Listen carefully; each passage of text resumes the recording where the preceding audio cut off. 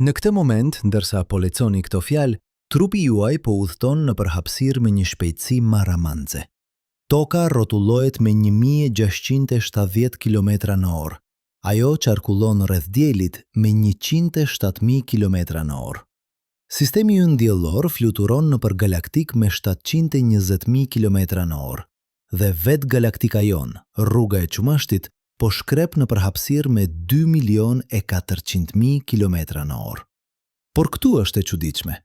Pavarësisht nga të gjitha këto shpejtësi të çmendura, ju nuk do të arrini kurrë në galaktikën fqinje. Kurrë. Edhe sikur të jetonit për 1 miliard vjet. Edhe sikur njerëzimi të zhvillonte teknologjinë më të avancuar të imagjinueshme.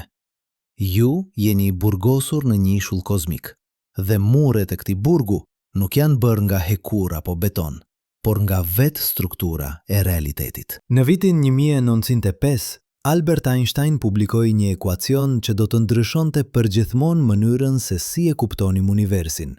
Teoria e relativitetit të kufizuar nuk ishte thjesht një teori tjetër fizike, ishte një dënim.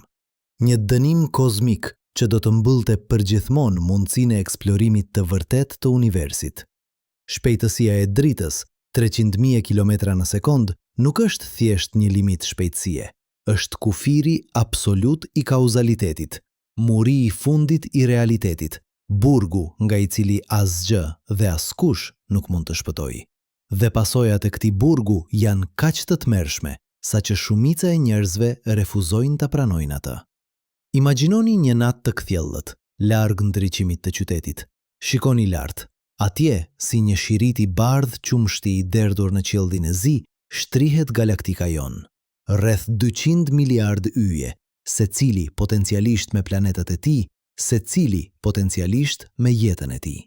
Dhe përtej saj, në errësirën e thellë, një njoll e vogël e zbeht. Andromeda, galaktika më e afërt me ne, fqinja jonë kozmike, duket kaq afër, kaq e arritshme. Por këtu është e vërteta që do t'ju ngrinte gjakun. Edhe sikur të niseshit sot me shpejtësinë e dritës, udhëtimi juaj do të zgjaste 2.500.000 vjet. Jo ditë, jo vjet, miliona vjet. Dhe kjo është galaktika më e afërt. Por historia bëhet edhe më e errët, sepse universi nuk është statik. Ai po zgjerohet. Dhe jo thjesht po zgjerohet, por po përshpejton. Në vitin 1928, astronomu amerikan Edwin Hubble, duke punuar në observatorin Mount Wilson në Kaliforni, bëri një zbulim që do të shkatërronte përgjithmonë ëndrat tona kozmike. Ai vuri re se të gjitha galaktikat e largëta po largohen nga ne. Sa më larg ishin, aq më shpejt po largohen. Kjo nuk ishte thjesht një vëzhgim interesant, ishte një dënim i vdekjes për çdo shpresë të eksplorimit intergalaktik. Mendoni për këtë. Imagjinoni se jeni në një oqean të pafund dhe çdo ishull rreth jush po largohet. Jo sepse po notojnë larg, por sepse vetë oqeani po zgjerohet. Sa më larg është një ishull, aq më shpejt po largohet. Dhe në një moment, ishujt më të largët po largohen më shpejt se sa ju mund të notoni. Edhe sikur të notonit me shpejtësinë maksimale të mundshme, ata do të vazhdojnë të largohen. Kjo është situata jonë në univers. Ne jemi në një ishull kozmik dhe të gjitha ishujt e tjerë po largohen përgjithmonë. Në vitin 1988, fizikanti britanik Roger Penrose publikoi një artikull që përshkruante atë që ai e quajti UQUOTE0. Ky nuk është një horizont metaforik, është një kufi fizik absolut. Përtej këtij kufiri, galaktikat po largohen më shpejt se shpejtësia e dritës. Jo sepse po udhtojnë nëpër hapësirë më shpejt se drita, por sepse vetë hapësira midis nesh dhe tyre po zgjerohet më shpejt se sa drita mund të udhtojë. Kjo do thotë se drita nga ato galaktika nuk do të na arrijë kurrë, asnjëherë. Ato janë përtej horizontit ton kozmik, të humbura përgjithmonë në errësirën e zgjerimit. Por sa i madh është burgu ynë? Sa larg mund të shkojmë përpara se të përballemi me murin e fundit? Përgjigja është shqetësuese në thjeshtësinë e saj. Ne jemi pjesë e asaj që astronomët e quajnë grupi lokal, një grumbull i rreth 50 galaktikave të lidhura së bashku nga graviteti. Rruga e Qumashtit, Andromeda, galaktika e Trekëndëshit, dhe disa dhjetra galaktika më të vogla. Diametri i këtij grupi është rreth 10 milion vjet drite. Kjo është shtëpia jon. Kjo është mbretëria jon. Dhe kjo është burgu ynë. Çdo galaktik përtej grupit lokal po largohet. Virgo Cluster, grumbull i madhërisëm me rreth 1500 galaktika, është 55 milion vjet drite larg dhe po largohet me 1100 km në sekond. Coma Cluster, 320 milion vjet drite larg, po largohet me 7000 km në sekond. Hercules Cluster, 500 milion vjet drite larg, po largohet me 10.000 km në sekond. Sa më larg shikojmë, aq më shpejt po largohen. Dhe në një distancë prej rreth 14 miliard vjet, drite, galaktikat po largohen me shpejtësinë e dritës. Përtej asaj pike, ato janë të humbura përgjithmonë. Tani imagjinoni se njerëzimi zhvillon teknologjinë më të avancuar të imagjinueshme. Imagjinoni se ndërtojmë një anije kozmike që mund të udhëtojë me 99.99% të shpejtësisë së dritës. Një mrekulli teknologjike që do të kërkonte energji sa e gjithë produksioni i diellit për një vit të plot, vetëm për të përshpejtuar një anije me peshën e një automjeti. Imagjinoni se dërgojmë këtë anije drejt Andromedës. Udhëtimi do të zgjaste 2.500.000 vjet sipas orëve tona. Por për astronautët në anije, për shkak të dilatacionit të kohës, do të zgjaste vetëm rreth 35.000 vjet. Ende një kohë e pamundur. Ende një udhëtim që do të kërkonte qindra gjenerata. Ende një ëndër e paarritshme. Por le të supozojmë se e bëjmë. Le të supozojmë se dërgojmë një anije drejt Andromedës sot, dhe ajo arrin atje pas 2.500.000 vjetësh. Çfarë do të gjej? Një galaktik që tashmë ka përplasur me rrugën e qumështit, sepse Andromeda po vjen drejt nesh me rreth 120 km në sekond. Në rreth 4 miliardë 500 milion vjet, të dy galaktikat do të përplasen dhe do të bashkohen në një supergalaktik që astronomët tashmë e kanë quajtur Milkomeda. Por kjo është një nga galaktikat e pakta që po vjen drejt nesh. Të gjitha të tjerat po largohen. Në vitin 2001, një ekip shkencëtarësh të udhëhequr nga astrofizikanti amerikan Lawrence Krauss publikoi një studim që llogariste të ardhmen e largët të universit. Përfundimet e tyre ishin të frikshme. Në rreth 100 miliard vjet, zgjerimi i universit do të ketë quar të gjitha galaktikat përtej grupit lokal, kaq larg sa drita e tyre nuk do të na arrijë. Qielli i natës do të jetë pothuajse krejtësisht i zi. Vetëm galaktikat e grupit lokal do të jenë të dukshme. Dhe nëse një qytetërim do të lindte në atë kohë, ata nuk do të dinin kurrë se ekzistojnë miliarda galaktika të tjera. Ata do të mendonin se universi përbëhet vetëm nga galaktika e tyre dhe disa fqinj. Historia e universit, zgjerimi kozmik, Big Bangu, të gjitha do të ishin të padukshme për ta. Ne jemi me fat që jetojmë në një kohë kur ende mund të shohim universin e largët, por edhe tani shumica e universit është përtej horizontit ton. Universi i vëzgueshëm, pjesa e universit nga e cila drita ka pasur kohë të na arrijë që nga Big Bangu, ka një rreze prej rreth 46 miliard vjet drite. Por kjo nuk do të thotë se mund të shkojmë atje. Shumica e asaj që shohim tashmë është përtej horizontit ton kozmik të ngjarjeve. Ne mund ta shohim të kaluarën e tyre, por nuk mund ta arrijmë kurrë të tashmen e tyre. Mendoni për absurditetin e kësaj. Ne mund të shohim galaktika që formohen kur universi ishte vetëm disa qindra milion vjet i vjetër. Ne mund të studiojmë strukturën e tyre, përbërjen e tyre, lëvizjen e tyre, por ne nuk mund t'i arrijmë kurrë.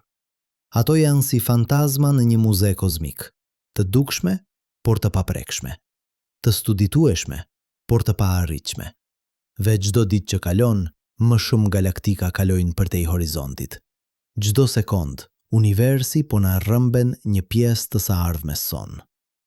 Në vitin 2014, kozmologu britanik Andrew Pontzen publikoi një artikull që përshkruante atë që ai e quajti paradoksi i horizontit kozmik. Ai tregoi se edhe sikur të mund të udhëtonim me shpejtësinë e dritës, ne do të mund të arrijmë vetëm një fraksion të vogël të galaktikave që aktualisht mund të shohim.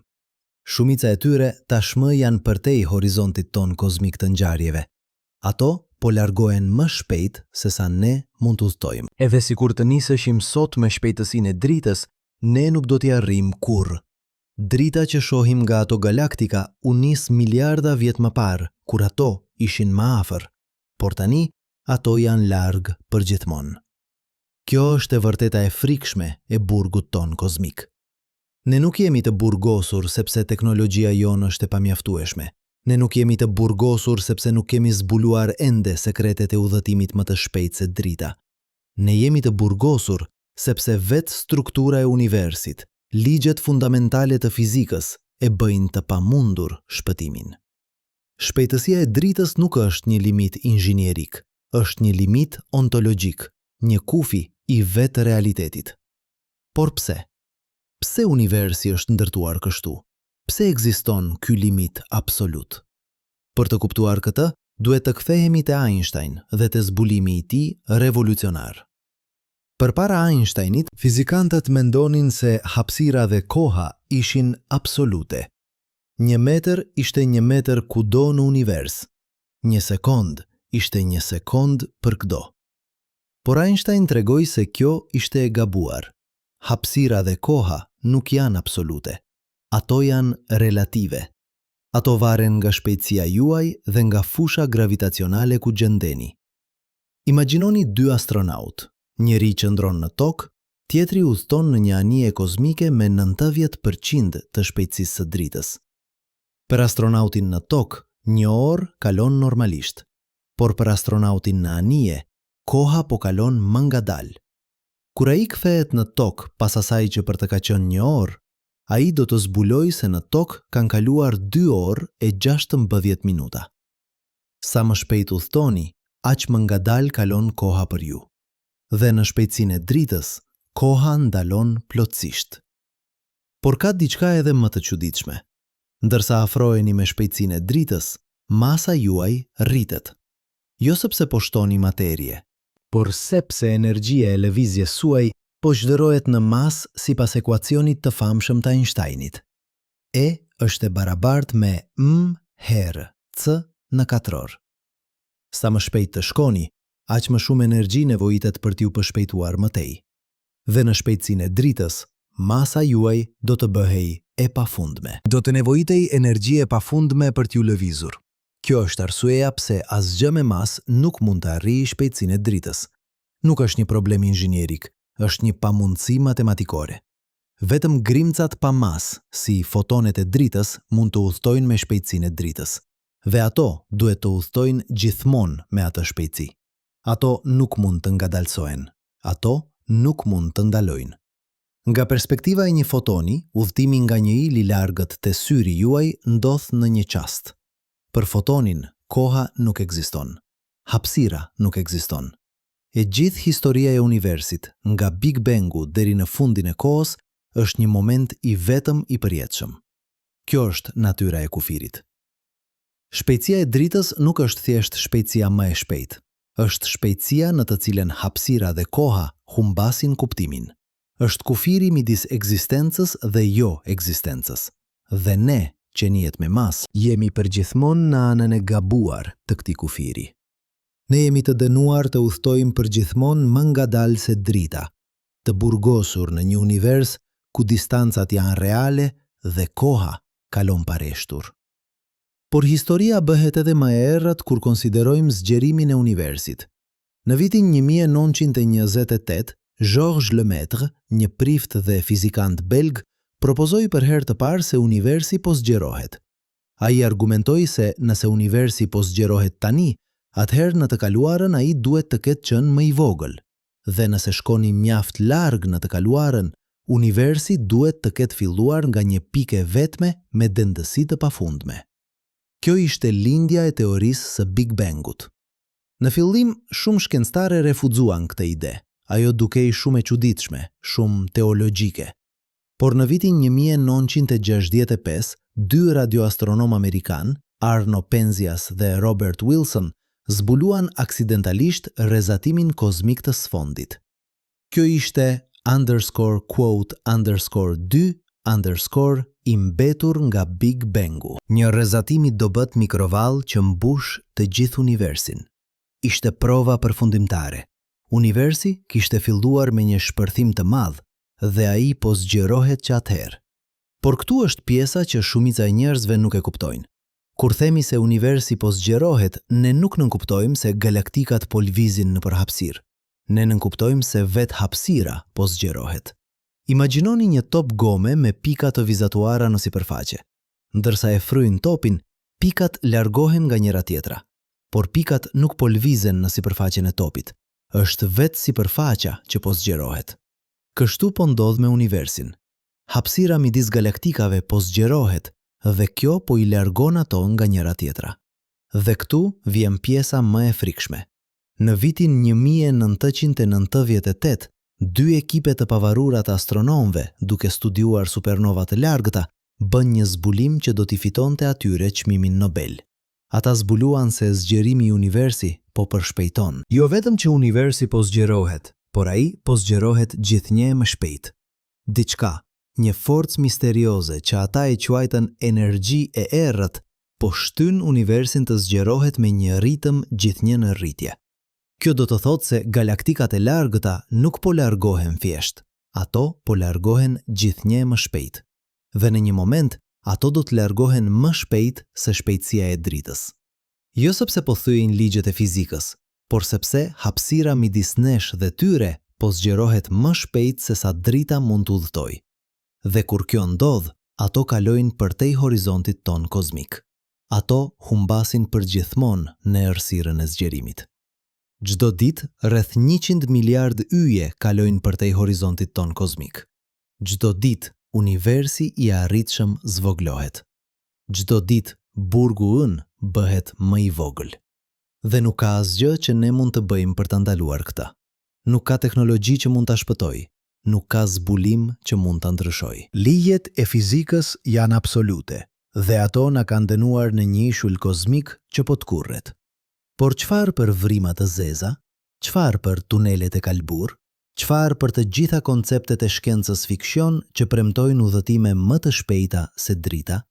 Këtu është e vërteta e ashpër. Shumica e tyre janë thjesht matematik. Ato janë zgjidhjet e ekuacioneve të Einsteinit që janë teknologjikisht të pamundura ose fizikisht të paqëndrueshme. Një vrim e zezë, për shembull, nuk është një portal në një vend tjetër.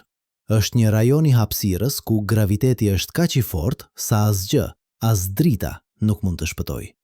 Nëse do të hyni në një vrim të zezë, ju nuk do të transportoheshit diku tjetër. Ju do të shkatërroheshit nga forcat e baticës, të shtypur në një pikë të vetme të pafundësisht të vogël. Tunelet e kalbura, nëse ekzistojnë, do të kërkonin materie negative për t'i mbajtur të hapura. Materie me mas negative që shtyn në vend që të tërheq. Asnjë materie e tillë nuk është zbuduar kurrë. Dhe edhe sikur të ekzistonte, sasia e nevojshme për të mbajtur një tunel të kaluar të hapur do të ishte astronomike. Ju do të nevojitej masa negative e një ili të plot, vetëm për të krijuar një tunel mjaft të madh për një anije kozmike. Dhe edhe atëherë, tuneli do të ishte jashtëzakonisht i paqëndrueshëm. Çdo turbulencë e vogël, çdo grimc që do të kalonte nëpër të, do ta bënte atë të shembet. Në vitin 2003, NASA ja publikoi një studim që llogariste energjinë e nevojshme për të përshpejtuar një anije kozmike me peshën e një automjeti deri në vetëm 1% të shpejtësisë së dritës. Rezultati ishte shkatërrues. Do të nevojitej energji sa e gjithë produksioni i diellit për 100 vjet. Jo energjia që toka merr nga dielli, jo energjia që njerëzimi përdor, por e gjithë energjia që dielli rrezaton në të gjitha drejtimet, në të gjithë spektrin elektromagnetik, për një shekull të plot. Për të arritur 99% të shpejtësisë së dritës, do të nevojitej energji sa masa e një planeti të plot të shndërruar në energji të pastër sipas ekuacionit të Einsteinit. Mendoni për këtë për një moment. Imagjinoni se ne mund të kapnim çdo foton që dielli lëshon, çdo rrezë drite, çdo val infra të kuqe, çdo rrezatim ultraviolet, çdo grimcë energjie që del nga fuzionet bërthamore në zemër të diellit. Imagjinoni se ne mund të ruanim të gjithë këtë energji në një bateri perfekte, pa humbje, për 100 vjet. Dhe pastaj, imagjinoni se e përdorim të gjithë atë energji për të shtyrë një objekt me peshën e një makine. Rezultati? Ajo makinë do të arrinte vetëm 3000 km në sekond, vetëm 1% të shpejtësisë së dritës. Do t'i duheshin ende 25.000 vjet për të arritur yllin më të afërt, Proxima Centauri. Por le të supozojmë se ne e kapërcejmë këtë problem. Le të supozojmë se ne zbulojmë një burim energjie të ri, diçka përtej fuzionit bërthamor, përtej çdo gjëje që e kuptojmë aktualisht. Le të supozojmë se ne ndërtojmë një motor që mund të shndërrojë materien në energji me efikasitet 100%. Edhe atëherë, ne do të përbalemi me një problem tjetër fundamental, rezistenca e hapësirës ndërhyjore. Hapësira nuk është bosh. Midis yjeve ka rreth 1 atom hidrogjeni për çdo centimetër kub. Kjo tingëllon si asgjë, si një vakum pothuajse perfekt. Por kur po udhëtoni me një fraksion të konsiderueshëm të shpejtësisë së dritës, këta atome bëhen si plumba. Në shpejtësinë e dritës, një atom i vetëm hidrogjeni që godet anijen tuaj do të kishte energjinë e një bombe. Në 99% të shpejtësisë së dritës, çdo centimetër katror i anijes suaj do të goditet nga rreth 5 trilion atome në sekond. Rrezatimi do të ishte kaq intensiv sa do të shkrinte çdo material të njohur në sekonda. Në vitin 2012, fizikanti australian William Edelstein publikoi një artikull që analizonte efektet e rrezatimit kozmik në udhëtimet me shpejtësi të lartë. Ai tregoi se edhe në 10% të shpejtësisë së dritës, rrezatimi nga atomet e hapësirës ndërhyjore do të ishte aq intensiv sa do të jepte një dozë vdekjeprurëse për çdo qenie të gjallë në pak minuta. Për të mbrojtur, do të nevojitej një mburoj me trashësi disa metra të materialit më të dendur të njohur. Por kjo do të shtonte kaq shumë masë sa do ta bënte udhëtimin praktikisht të pamundur. Dhe kjo është vetëm fillimi i problemeve. Çdo grimc pluhuri kozmik, çdo molekul gazi, çdo foton i rrezatimit kozmik bëhet një armë vdekjeprurëse në shpejtësi të larta. Hapësira që duket kaq e zbrazët, kaq e qetë, shndërrohet në një stuhi të dhunshme të rrezatimit dhe impakteve. Sa më shpejt të shkoni, aq më e dhunshme bëhet kjo stuhi. Dhe në shpejtësinë e dritës, dallimi midis një atomi hidrogjeni dhe një bombë bërthamore zhduket plotësisht. Por le të supozojmë se ne kapërcejmë edhe këta. Le të supozojmë se ne zhvillojmë një teknologji mburoje që mund të devijojë ose të thithë këto grimca. Le të supozojmë se ne ndërtojmë një anije që mund të mbijetojë udhëtimin. Ne ende do të përballemi me problemin më fundamental të të gjithave, kohën. Edhe në shpejtësinë e dritës, universi është thjesht shumë i madh. Andromeda është 2.500.000 vjet dritë larg. Kjo do të thotë se drita, gjëja më e shpejtë në univers, ka nevojë për 2.500.000 vjet për të udhëtuar nga Andromeda te ne. Nuk ka mënyrë për ta bërë këtë udhëtim më të shpejtë. Nuk ka shkurtore, nuk ka rrugë alternative. Imagjinoni se dërgoni një mesazh drejt Andromedës sot, një sinjal radio duke udhëtuar me shpejtësinë e dritës. Ai do të arrijë atje pas 2.500.000 vjetësh. Nëse dikush atje do të përgjigjet menjëherë, përgjigja e tyre do të arrijë në tokë pas 5 milion vjetësh. Kur njerëzimi dërgoi atë mesazh, ne ishim ende në epokën e gurit. Kur përgjigja do të arrijë, njerëzimi ose do të jetë zhdukur, ose do të jetë evoluar në diçka të panjohshme. Kjo është shkalla e kohës me të cilën po përbalemi. Kjo është realiteti i distancave kozmike. Në vitin 2007, astrofizikanti amerikan Ethan Siegel publikoi një artikull që llogariste sa nga universi është teorikisht i arritshëm për ne. Ai mori parasysh zgjerimin e universit, shpejtësinë maksimale të udhëtimit dhe kohën e mbetur përpara se galaktikat të kalojnë përtej horizontit ton. Përfundimi i tij ishte i frikshëm. Edhe sikur të niseshim sot me shpejtësinë e dritës, ne do të mund të arrijmë vetëm 3% të galaktikave që aktualisht mund të shohim. 97% e universit të dukshëm tashmë është përtej arritjes son. Përgjithmonë. Mendoni për absurditetin e kësaj. Ne mund të shohim miliarda galaktika. Ne mund t'i studiojmë ato, të analizojmë dritën e tyre, të llogarisim masën e tyre, të hartojmë strukturën e tyre, por ne nuk mund t'i arrijmë kurrë. Ato janë si piktura në një muze ku ju nuk lejohet të hyni. Ju mund t'i shihni nëpër dritare, por ju nuk mund t'i prekni kurrë. Dhe çdo ditë që kalon, më shumë piktura zhvendosen në një dhomë tjetër, më larg, përtej arritjes suaj. Por çfarë për qytetrimet e tjera? Çfarë nëse ka qenie të tjera inteligjente atje, në ato galaktikat e largëta? Çfarë nëse ata kanë zhvilluar teknologji që ne as nuk mund ta imagjinojmë? Këtu është e vërteta e dhimbshme. Nuk ka rëndësi. Eve sikur të ekzistojnë qytetëri me miliona vjet më të avancuara se ne, eve sikur ata të kenë zotëruar çdo ligj të fizikës, ata ende janë të burgosur nga të njëjtat kufi.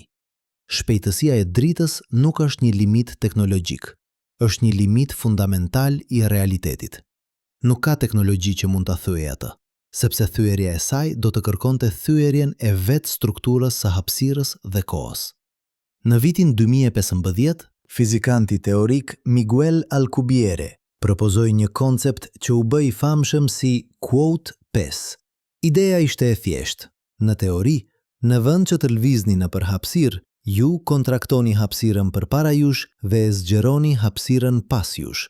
Ju krijoni një quote 6 hapësirore që lviz nëpër univers duke ju mbajtur në vend brenda saj. Në këtë mënyrë, ju nuk po udhëtoni nëpër hapësirë më shpejt se drita, është hapësira që po lviz dhe ju thjesht po qëndroni në vend brenda fluskës. Kjo tingëllon si një zgjidhje e shkëlqyer, por ka disa problema fundamentale. Së pari, për të krijuar një fluskë Alcubierre, ju do të nevojitej _quote_7_ në sasi astronomike.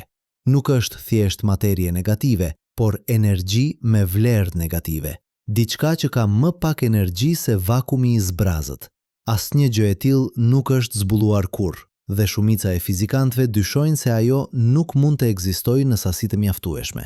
Së dyti, edhe sikur të mund të krijonit një fluskë Alcubierre, ju nuk do të mund ta kontrolloninit nga brenda. Për të ndezur motorin, ju do të duhet të ishit jashtë fluskës. Por pasi të jeni brenda, ju nuk mund të dërgoni sinjale jashtë, sepse asgjë nuk mund të kallojë kufirin e fluskës më shpejt se drita. Ju do të ishit i burgosur në një fluskë që nuk mund ta ndalloni, nuk mund ta drejtoni, nuk mund ta kontrolloni. Së treti, llogaritjet e mëvonshme treguan se ndërsa fluska Alcubierre udhton nëpër hapësirë, ajo do të grumbullonte grinca dhe rrezatim në frontin e saj. Kur do të ndalonte, e gjithë kjo energji do të lirohej në një shpërthim katastrofik. Destinacioni juaj do të shkatërrohej nga një stuhi rrezatimi aq intensive sa do të zhduk çdo gjë në një rreze prej disa vjetësh drite. Ju nuk do të ishit eksplorues. Ju do të ishit një armë e shkatërrimit masiv. Në vitin 2021, një ekip fizikantësh të udhëhequr nga Aleksej Bobrik dhe Gianni Martire publikoi një version të modifikuar të motorit Alcubierre që, sipas tyre, nuk do të kërkonte energji negative. Por edhe ky version do të kërkonte energji sa masa e një planeti të plot, dhe ai ende nuk do të lejonte udhëtime më të shpejta se drita. Ai thjesht do të lejonte udhëtime me shpejtësi afër dritës pa efektet e dilatacionit të kohës. Por kjo nuk zgjidh problemin ton. Edhe në shpejtësinë e dritës, Andromeda është ende 2.500.000 vjet larg. Le të shqyrtojmë një alternativë tjetër. Hibernimi. Çfarë nëse ne mund të vijmë astronautët në një gjendje hibernimi, duke ngadalësuar metabolizmin e tyre në një pikë ku ata plaken shumë ngadalë? Kjo është një temë e zakonshme në shkencën fiksion, por realiteti është shumë më i vështirë. Hibernimi natyror, si ai që shohin disa kafsh, ngadalson metabolizmin me rreth 50%. Kjo do të thotë se një udhëtim 100 vjeçar do të ndjehej si 50 vjet. Kjo nuk është mjaft. Për të bërë udhëtime ndërjore praktike, ne do të nevojitnim të ngadalsonim plaqen me një faktor prej së paku 1000. Kjo do të kërkonte të ngrihnim trupin në temperatura afër zeros absolute, duke ndaluar pothuajse të gjithë aktivitetin qelizor. Por në këto temperatura, uji në qelizat do të formonte kristale akulli, që do të shponin membranën qelizore. Çdo qeliz në trupin tuaj do të shkatërrohej. Ju nuk do të ishit në hibernim. Ju do të ishit të vdekur. Disa shkencëtar kanë propozuar përdorimin e kuote 8, kimikate që parandalojnë formimin e kristaleve të akullit. Por këto kimikate janë toksike në përqendrimet e larta, dhe edhe sikur të mund t'i bënim ato të sigurta, ne ende do të përbaleshim me problemin e dëmtimit të indeve nga temperatura e ulët. Truri veçanërisht është jashtëzakonisht i ndjeshëm ndaj dëmtimit në të ftohtit.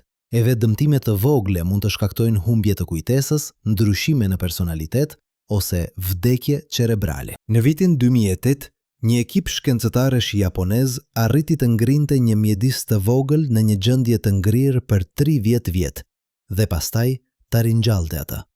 Kjo ishte një arritje jashtëzakonshme. Por një mjedis është një organizëm shumë i thjeshtë, me vetëm 1000 qeliza. Një njeri ka rreth 37 trilion qeliza. Kompleksiteti i ngrirjes dhe ringjalljes së një njeriu është miliarda herë më i madh. Dhe edhe sikur të arrijmë këtë, ne ende do të përballemi me problemin e kohës. Edhe sikur të mund të hibernonim për 1 milion vjet, Andromeda është ende 2.500.000 vjet larg. Çfarë për anijeve gjeneratash? Çfarë nëse ne ndërtojmë një anije kaq të madhe sa mund të mbajë një qytetërim të plot, me njerëz që lindin, jetojnë dhe vdesin gjatë udhëtimit? Kjo është një ide tjetër e zakonshme në shkencën fiksion, por realiteti është shkatërrues. Për të mbajtur një popullat të qëndrueshme prej vetëm 500 njerëzish për një udhëtim 100 vjeçar, ju do të nevojitej një anije me vëllim sa një qytet i vogël. Ju do të nevojitej të transportonit ujë, ajër, ushqim dhe të gjitha burimet e tjera të nevojshme për jetën. Masa e një anije të tillë do të ishte miliarda ton. Energjia e nevojshme për ta përshpejtuar atë në vetëm 1% të shpejtësisë së dritës do të ishte sa produksioni i diellit për 1000 vjet. Dhe kjo është vetëm për të arritur 1% të shpejtësisë së dritës. Për të arritur Proxima Centauri, yllin më të afërt, do t'i duheshin ende 400 vjet. Për të arritur Andromedën, do t'i duheshin 150 milion vjet. Gjatë kësaj kohe, qindra mijë gjenerata do të jetonin dhe do të vdisnin në anije. Gjuha, kultura, edhe biologjia e tyre do të evoluonte përtej njohjes. Njerëzit që do të arrinin në destinacion nuk do të kishin asgjë të përbashkët me ata që nisën udhëtimin. Por ka një problem edhe më fundamental. Një anije gjeneratash do të ishte një ekosistem i mbyllur. Çdo molekul ajri, çdo pikë uji, çdo atom ushqimi do të duhej të riciklohej përgjithmonë. Nuk do të kishte hapësirë për gabime. Një dështim i vetëm i sistemit të riciklimit, një sëmundje e vetme që shpërtheu jashtë kontrollit, një konflikt i vetëm që shkatërroi infrastrukturën dhe e gjithë misioni do të dështonte. Të gjithë do të vdisnin. Dhe askush në tokë nuk do ta dinte kurrë. Në vitin 2019, sociologu amerikan Cameron Smith publikoi një studim që analizonte dinamikën sociale të anijeve gjeneratash. Ai tregoi se për të mbajtur një popullat gjenetikisht të shëndetshme për një udhëtim shumë gjeneratash, ju do të nevojitej një popullat fillestare prej së paku 10.000 njerëzish. Kjo do të rrisë masën e anijes dhe energjinë e nevojshme në nivele astronomike. Dhe edhe atëherë, nuk ka garanci se shoqëria do të mbetej e qëndrueshme. Historia e njerëzimit është plot me shembuj të shoqërive që janë shkatërruar nga konfliktet e brendshme, sëmundjet ose dështimet ekologjike. Një anije gjeneratash do të ishte një eksperiment social në një shkallë që nuk është provuar kurrë. Le të konsiderojmë një alternativë tjetër, robotët. Çfarë nëse ne dërgojmë robot në vend të njerëzve? Robotët nuk kanë nevojë për ajër, ujë ose ushqim. Ata nuk plaken, ata nuk vuajnë nga izolimi psikologjik. Ata mund të udhtojnë për mijëra vjet pa probleme. Kjo tingëllon si një zgjidhje perfekte, por edhe kjo ka problemet e saj. Robotët ende kanë nevojë për energji, dhe në një udhëtim ndërhyjor burimet e energjisë janë të kufizuara. Panelet diellore bëhen të padobishme kur jeni larg yjeve, bateritë zbrazën, reaktorët bërthamor shterojnë karburantin e tyre. Në vitin 2024, NASA-ja lancoi një sond të quajtur Voyager 3, e dizajnuar për të eksploruar sistemin e jashtëm diellor. Ajo ishte pajisur me një gjenerator termoelektrik radioizotopik, një pajisje që prodhon energji nga zbërthimi radioaktiv i plutoniumit. Kjo pajisje mund të prodhojë energji për rreth 50 vjet. Pas kësaj, sonda do të mbetet pa energji, duke u bërë një copë metali e vdekur që rrashqet në përhapësirë përgjithmonë. Për një udhëtim drejt yjeve, që do të zgjaste mijëra ose miliona vjet, asnjë burim energjie i njohur nuk është i mjaftueshëm. Por le të supozojmë se ne zgjidhim problemin e energjisë. Le të supozojmë se ne ndërtojmë një robot që mund të mbijetojë për miliona vjet. Çfarë do të bëjë ai kur të arrijë në destinacion? Ai do të dërgojë të dhëna mbrapa në tokë, por sinjali do të udhëtojë me shpejtësinë e dritës. Nëse roboti është në Andromed, sinjali do të marrë 2.500.000 vjet për të arritur në tokë. Kur të dhënat arrijnë, njerëzimi ose do të jetë zhdukur, ose do të ketë harruar plotësisht misionin. Qytetërimi që dërgoi robotin nuk do të ekzistojë më. Kjo është realiteti i udhëtimeve ndërjore. Nuk është thjesht një problem teknologjik, është një problem fundamental i kohës dhe distancës. Universi është kaq i madh dhe drita është kaq e ngadalt sa edhe komunikimi bëhet i pamundur. Ju nuk mund të keni një bisedë me dikë në Andromed. Ju nuk mund të dërgoni ndihmë nëse diçka shkon keq. Ju nuk mund të merrni përditësime për atë që po ndodh në shtëpi. Çdo mision ndërjor do të ishte një udhëtim në një drejtim, në errësirën e plot, pa shpresë për kthim ose komunikim. Në vitin 2026, astrofizikanti britanik Martin Rees publikoi një ese të titulluar Fundi i eksplorimit. Në të, ai argumentoi se njerëzimi ka arritur tashmë kulmin e eksplorimit fizik. Ne kemi eksploruar çdo kontinent në tokë. Ne kemi dërguar sonda në çdo planet të sistemit diellor. Ne kemi ndërtuar teleskop që mund të shohin pothuajse deri në skajin e universit të dukshëm. Por eksplorimi fizik i hapësirës përtej sistemit ton diellor është praktikisht i pamundur. Distancat janë shumë të mëdha, kohët janë shumë të gjata dhe energjitë janë shumë të larta. Rees argumentoi se e ardhmja e eksplorimit nuk është fizike, por virtuale. Ne do të eksplorojmë universin jo duke dërguar anije, por duke ndërtuar simulime. Ne do të krijojmë modele kompjuterike të galaktikave të largëta, bazuar në të dhënat që mbledhim nga teleskopët tanë. Ne do të udhtojmë nëpër këto simulime duke eksploruar bota që nuk mund t'i arrijmë kurrë fizikisht. Kjo mund të tingëllojë si një zvendësim i varfër për eksplorimin e vërtet, por mund të jetë e vetmja opsion që kemi. Mendoni për këtë. Çdo gjë që ne dim për universin e largët vjen nga drita, fotonet që arrin në teleskopët tanë. Ne nuk mund ta prekim Andromedën, ne nuk mund të marrim mostra nga sipërfaqja e saj, ne nuk mund të dërgojmë sonda për ta eksploruar. Por ne mund të studiojmë dritën e saj. Ne mund të analizojmë spektrin e saj, të llogarisim përbërjen kimike të yjeve të saj, të hartojmë strukturën e saj. Dhe nga këto të vëna, ne mund të ndërtojmë një model të detajuar të asaj galaktike. Një simulim që është në shumë mënyra, po aq i mirë sa gjëja e vërtet. Por kjo ngrej një pyetje filozofike të thellë. Nëse ne nuk mund të arrijmë kurrë një vend, nëse vetmja gjë që mund të bëjmë është ta studiojmë nga larg dhe të ndërtojmë një simulim të tij, atëherë në çfarë kuptimi ai vend për ne? Nëse Andromeda është përgjithmonë përtej arritjes son, nëse ne nuk mund ta ndikojmë atë dhe ajo nuk mund të na ndikojë ne, atëherë a ka rëndësi nëse ajo është reale apo thjesht një simulim në kompjuterin ton? Kjo mund të tingëllojë si filozofi abstrakte, por ajo ka pasoja praktike. Nëse e ardhmja e eksplorimit është virtuale, atëherë investimi ynë duhet të jetë në teleskop, jo në anije kozmike. Ne duhet të ndërtojmë teleskop gjithnjë më të fuqishëm, që mund të mbledhin më shumë dritë, që mund të shohin më shumë detaje, që mund të zbulojnë më shumë për universin e largët. Dhe ne duhet të ndërtojmë kompjuter gjithnjë më të fuqishëm, që mund të përpunojnë këto të dhëna, që mund të ndërtojnë simulime gjithnjë e më realiste.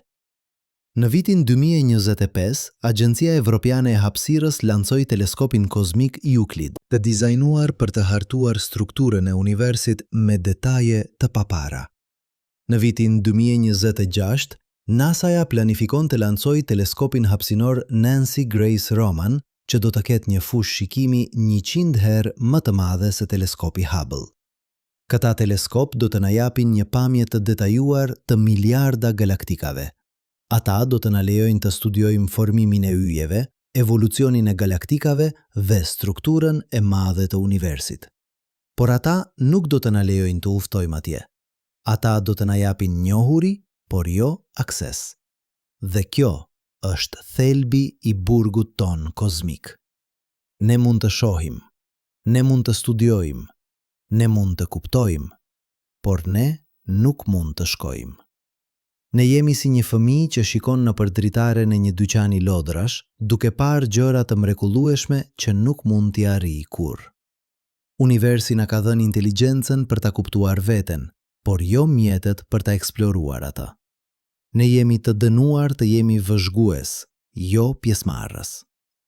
Por ka një ironi të thellë këtu. Ndërsa ne jemi të burgosur në grupin ton lokal, çdo qytetërim tjetër në univers është po aq i burgosur në grupin e tyre.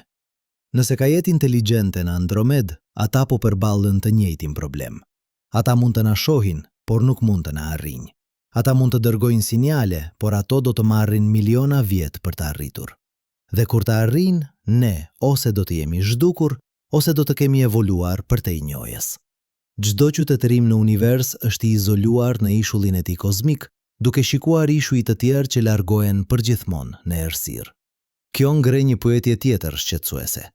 Nëse çdo qytetërim është i izoluar, nëse komunikimi është praktikisht i pamundur, atëherë çfarë shprese ka për një komunitet galaktik?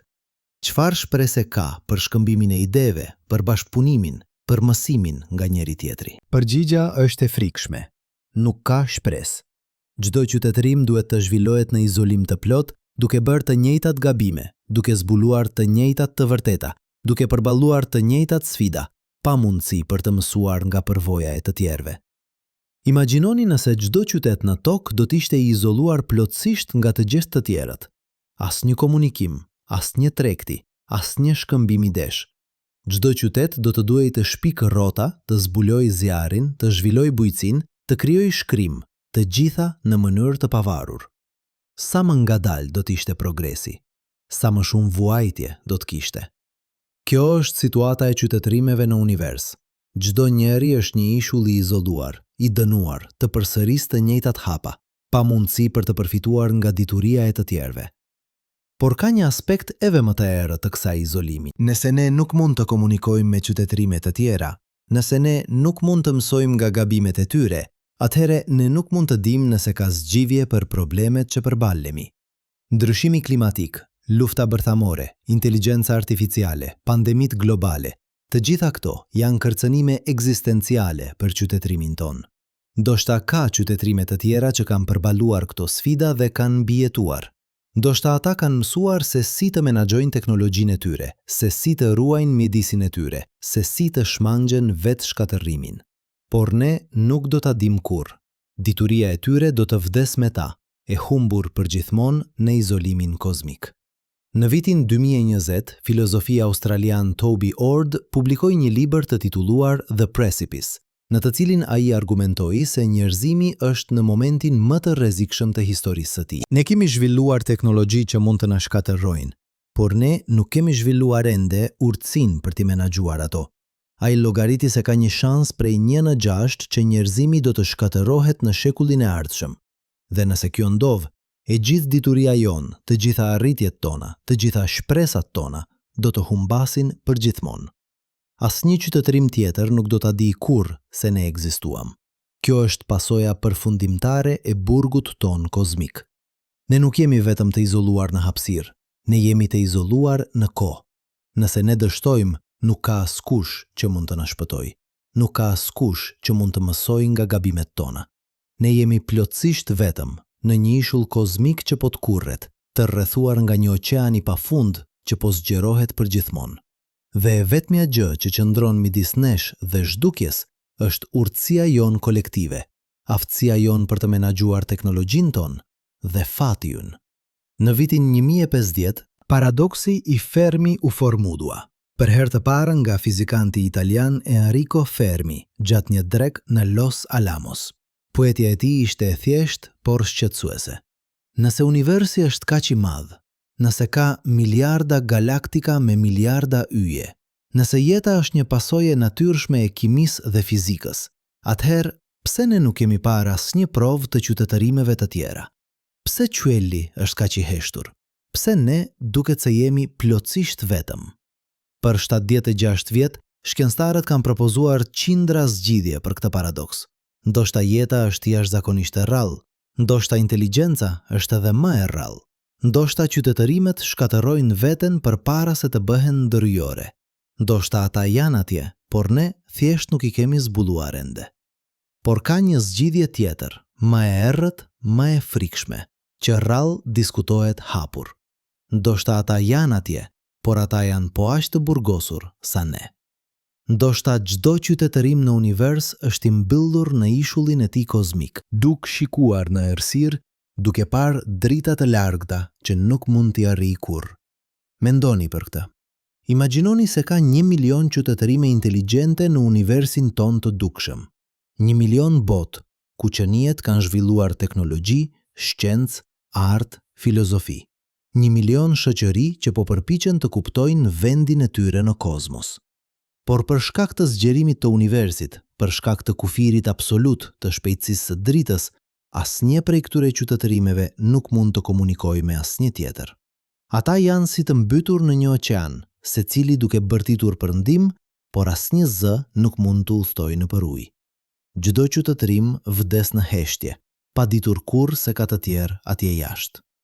Në vitin 2010, astrofizikanti amerikan Seth Shostak, drejtori i Institutit SETI, publikoi një analizë që llogariste sa sinjale radio ne mund të presim të zbulojmë nga qytetërime të tjera. Ai mori parasysh numrin e mundshëm të qytetërimeve, fuqinë e transmetuesve të tyre dhe ndjeshmërinë e teleskopëve tanë. Përfundimi i tij ishte optimist.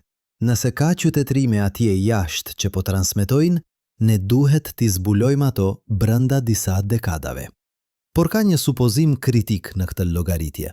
Se ato qytetërime janë brenda grupit ton lokal, ose së paku brenda disa milion vjetëve drite. Por çfarë nëse qytetërimi më i afërt është në Andromed? Një sinjal radio nga Andromeda do të udhëtonte për 2.500.000 vjet përpara se të na arrijë. Kur ai sinjal u transmetua, njerëzimi nuk ekzistonte ende. Paraardhësit tanë ishin ende majmun që jetonin në pemë në Afrikë. Kur sinjali arrin sot, qytetërimi që e dërgoi atë ka qenë i vdekur për miliona vjet. Dhe nëse ne do të përgjigjeshim sot, përgjigja jon do të arrinte në Andromed pas 5 milion vjetësh. Në atë kohë, njerëzimi ose do të jetë zhdukur, ose do të jetë evoluar në diçka të panjohshme. Kjo nuk është komunikim. Kjo është dërgjimi i mesazheve në një shishe nëpër një oqean kozmik, duke shpresuar se dikush, diku, dikur do t'i gjejat. Por ka një aspekt edhe më i frikshëm i kësaj. Për shkak të zgjerimit të universit, shumica e qytetërimeve që mund të ekzistojnë janë përtej horizontit ton kozmik. Drita e tyre nuk do të na arrijë kurrë. Sinjalet e tyre nuk do të na arrijnë kurrë. Edhe sikur ata të transmetonin me fuqinë e një illi të plot, edhe sikur ata të dërgonin mesazhe vazhdimisht për miliarda vjet, ne nuk do t'i dëgjonim kurrë. Ata janë të humbur përgjithmonë në errësirën e zgjerimit. Dhe çdo ditë që kalon, më shumë qytetërime kalojnë përtej horizontit. Çdo sekond, universi po na rrëmben mundësinë për të takuar dikë tjetër. Në vitin 2022, kozmologu kanadez Jamie Matthews publikoi një artikull të titulluar QOT 24. Në të, ai llogariti se për shkak të zgjerimit të përshpejtuar të universit, numri i qytetërimeve me të cilat ne mund të komunikojmë teorikisht po zvoglohet me rreth 100.000 në ditë. Jo sepse ato po vdesin, por sepse po kalojnë përtej horizontit ton. Çdo ditë universi po bëhet më i vetmuar. Çdo ditë shanset tona për të gjetur dikë tjetër po zvoglohen. Dhe në fund, në të ardhmen e largët, ne do të jemi plotësisht vetëm, të rrethuar nga errësira, pa asnjë shenjë se ka ekzistuar ndonjëherë dikush tjetër. Kjo ngre një pyetje ekzistenciale të thellë. Nëse ne jemi të dënuar të jemi vetëm, nëse nuk ka mundësi për të takuar qytetërime të tjera, nëse çdo gjë që ne bëjmë do të humbas përgjithmonë në izolimin kozmik, atëherë çfarë kuptimi ka? Pse duhet të përpiqemi? Pse duhet të mbijetojmë? Nëse fundi është i njëjtë për të gjithë, nëse çdo qytetërim përfundimisht zhduket pa lënë gjurmë, atëhere a ka rëndësi nëse ne zgjasim për 1000 vjet apo për 1 milion? Kjo është pyetja që ka munduar filozofët që nga koha e lashtë. Nëse jeta është e përkohshme, nëse gjithçka që ndërtojmë përfundimisht do të shkatërohet, atëhere çfarë kuptimi ka? Por burgu ynë kozmik e bën këtë pyetje edhe më akute.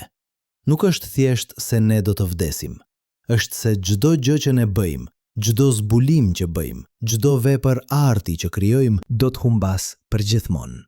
Asnjë qytetërim tjetër nuk do ta di kurrë se ne ekzistuam. Asnjë qenie tjetër nuk do të mësojë nga gabimet tona ose do të frymëzohet nga arritjet tona. Ne jemi si një artist që pikturon në errësirë, duke ditur se askush nuk do ta shohë kurrë veprën. Në vitin 2015, filozofi britanik Nick Bostrom publikoi një ese të titulluar UQUOTE-11. Në të, ai argumentoi se edhe sikur jeta jonë të jetë e përkohshme, edhe sikur çdo gjë që bëjmë të humbas përfundimisht, ende ka rëndësi. Sepse rëndësia nuk vjen nga përhershmëria, ajo vjen nga përvoja. Një moment lëmturie ka vlerë edhe sikur të zgjas vetëm 1 sekond. Një zbulim shkencor ka rëndësi edhe sikur të harrohet pas 1 milion vjetësh. Sepse në atë moment, në atë vend, Ai bëri një ndryshim. Ai shtoi diçka në shumën totale të përvojës në univers. Por kjo ngushëllim filozofik duket i dobët kur përballeni me shkallën e vërtet të izolimit ton. Imagjinoni se jeni një shkencëtar që ka bërë një zbulim revolucionar. Ju keni zgjidhur një nga misteret e mëdha të universit. Ju keni gjetur një mënyrë për të shpëtuar qytetërimin tuaj nga shkatërrimi. Por ju e dini se ky zbulim nuk do të ndihmojë kurrë ask tjetër. Asnjë qytetërim tjetër nuk do ta mësojë atë.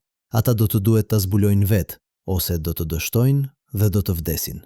Dituria juaj do të vdes me qytetërimin tuaj, e humbur përgjithmonë në errësirën kozmike. Kjo është pasoja më e frikshme e burgut ton kozmik. Nuk është thjesht se ne nuk mund të udhtojmë, është se ne nuk mund të ndihmojmë. Edhe sikur të dinim se ka një qytetërim në Andromed që po përballet me një katastrofë ekzistenciale, edhe sikur të dinim saktësisht se si ta shpëtonim atë, ne nuk do të mund të bënim asgjë. Mesazhi ynë do të udhëtonte për 2.500.000 vjet. Kur të arrinte, ata do të ishin të vdekur për miliona vjet. Ne do të ishim si një mjek që shikon një pacient duke vdekur në anën tjetër të një lumi të pashkëlyeshëm, duke ditur saktësisht se si ta shpëtoj, por duke qenë plotësisht i paaft për të arritur atje. Në vitin 2018, psikologu amerikan Paul Bloom publikoi një studim mbi atë që ai e quajti UQU-OTE-26. Ai pyeti pjesëmarrësit se sa do të vuanin nëse do të dinin se një qytetërim i largët po shkatërohej dhe ata nuk mund të bënin asgjë për ta ndalluar atë.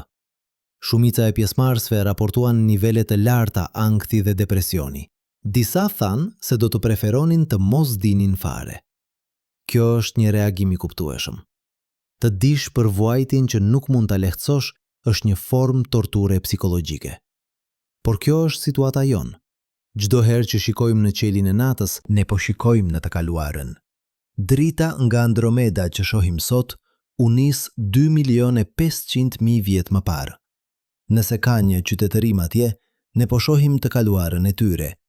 Ndoshta ata janë lulëzuar, ndoshta ata janë shkatërruar, ndoshta ata kanë evoluar përtej njohjes, por ne nuk do ta dim kurrë. Veve sikur të dinim, ne nuk do të mund të bënim asgjë. Ne jemi spektator të paaft në një dramë kozmike ku nuk mund të ndërhyjmë kurrë. Le të konsiderojmë një skenar specifik. Imagjinoni se nesër teleskopët tam zbulojnë një sinjal nga një galaktikë e largët. Një sinjal që qartësisht është artificial, që qartësisht është i krijuar nga një qytetërim inteligjent. Shkencëtarët tanë dekodojnë mesazhin. Ai thotë, çfarë do të bënim? Përgjigja është shkatërruese. Asgjë. Edhe sikur të dinim saktësisht se si t'i shpëtonim, edhe sikur të mund të dërgonim udhëzime të detajuara, mesazhi ynë do të udhëtonte me shpejtësinë e dritës.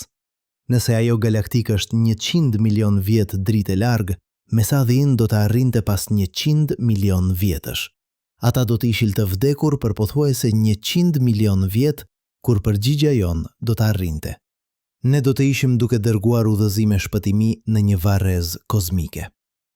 Në vitin 2020, projekti Breakthrough Listen, një iniciativë për të kërkuar inteligjencë jashtëtoksore, publikoi rezultatet e një dekade kërkimi.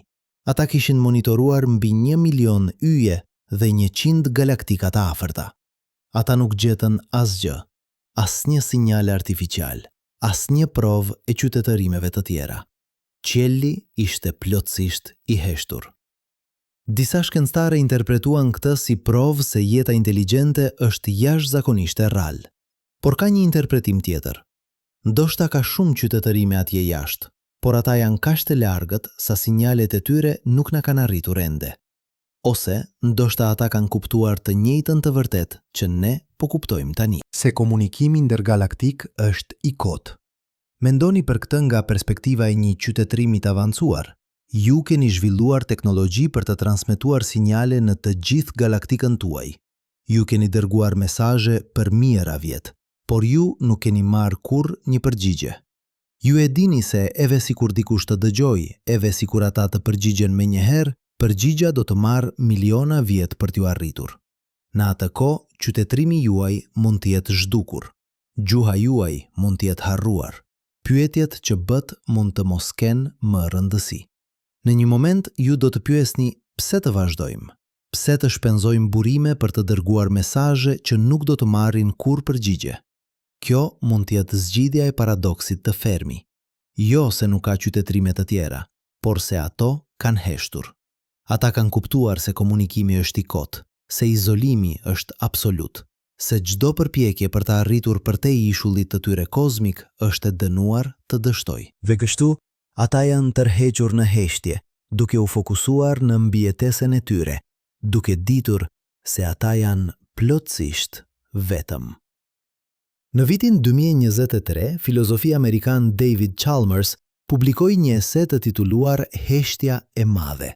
Në të, ai argumentoi se heshtja e universit nuk është një mister.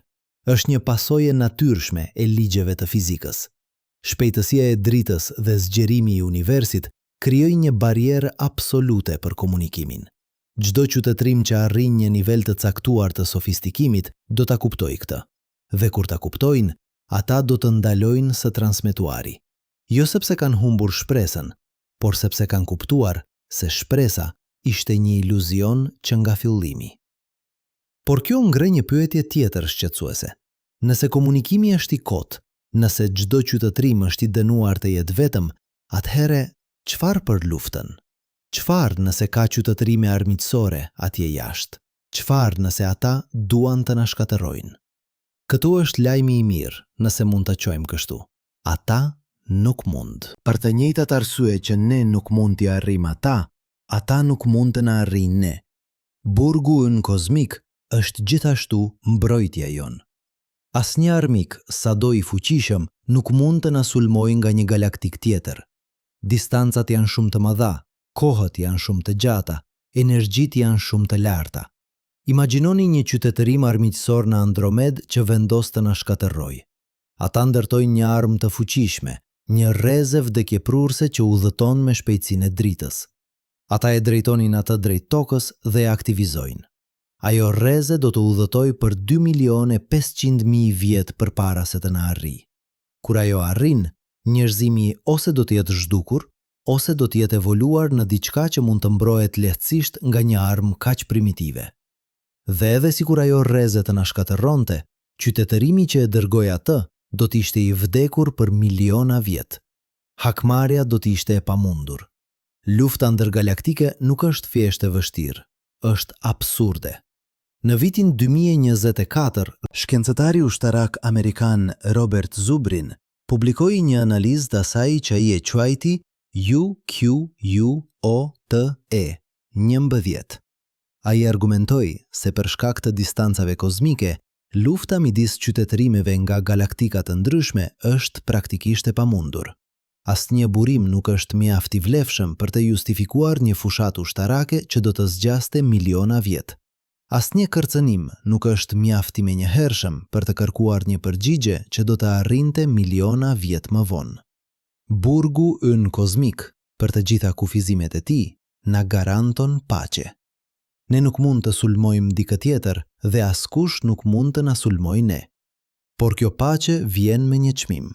Është paqja e izolimit të plot. Është paqja e një të burgosuri në vetmi. Imagjinoni se jeni i vetmi njeri në një ishull të shkret.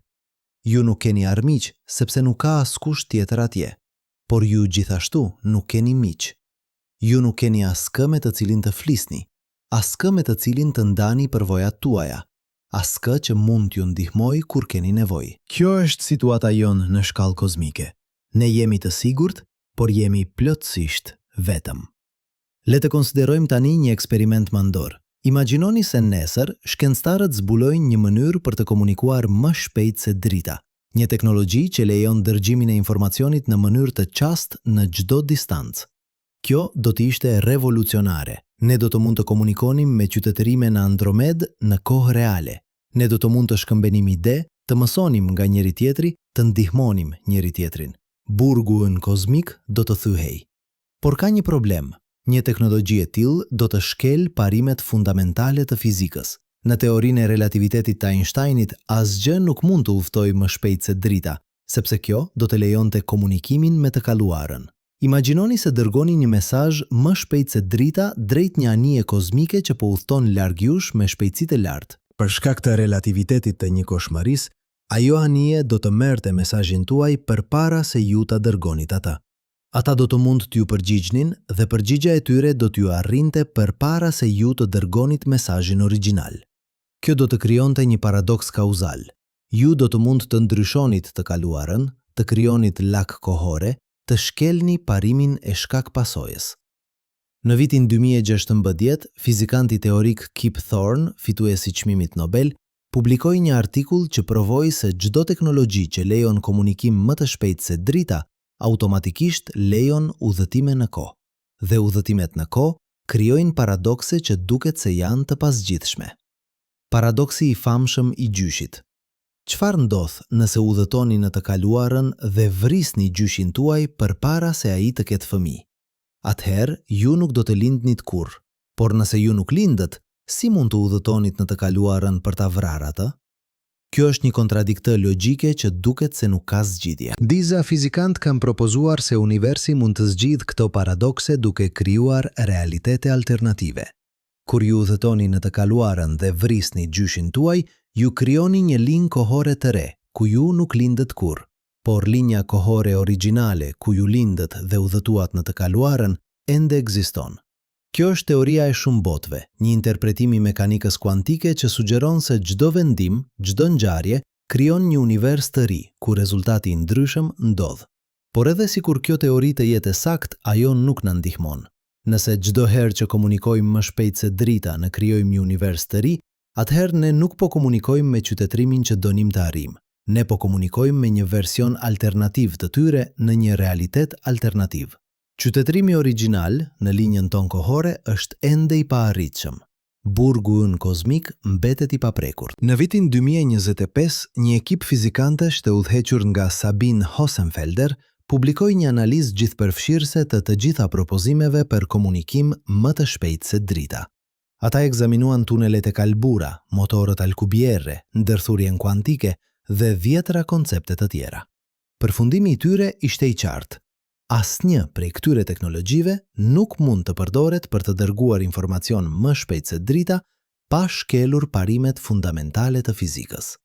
Burgu ynë kozmik nuk është një kufizim teknologjik, është një pasojë e natyrës së realitetit.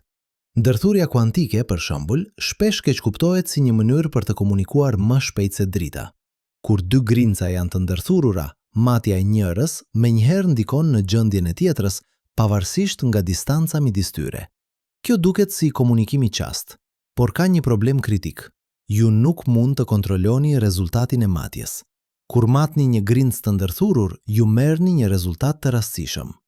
Grimka tjetër do të ketë rezultatin e kundërt, por ju nuk mund ta dini këtë derisa të komunikoni me personin që e mati atë dhe ky komunikim duhet të ndodhë me shpejtësinë e dritës ose më ngadalë.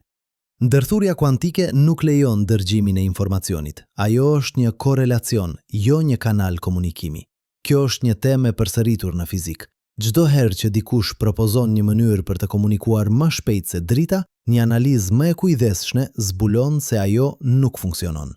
Ose ajo kërkon burime që nuk ekzistojnë, ose ajo krijon paradokse që nuk mund të zgjidhen, ose ajo thjesht nuk lejon dërgjimin e informacionit.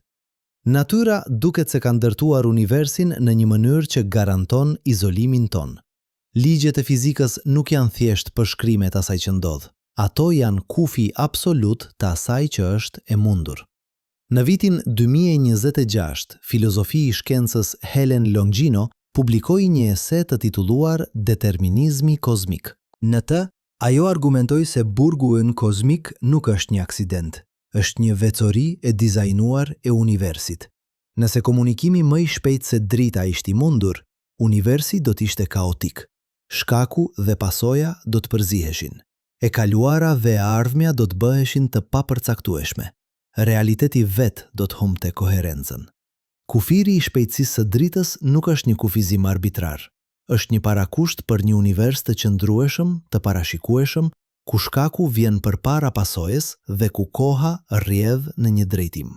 Por kjo na lë me një pyetje ekzistenciale të thellë. Nëse burgu ynë kozmik është i pashmangshëm, nëse ai është i koduar në vetë strukturën e realitetit, atëherë çfarë duhet të bëjmë?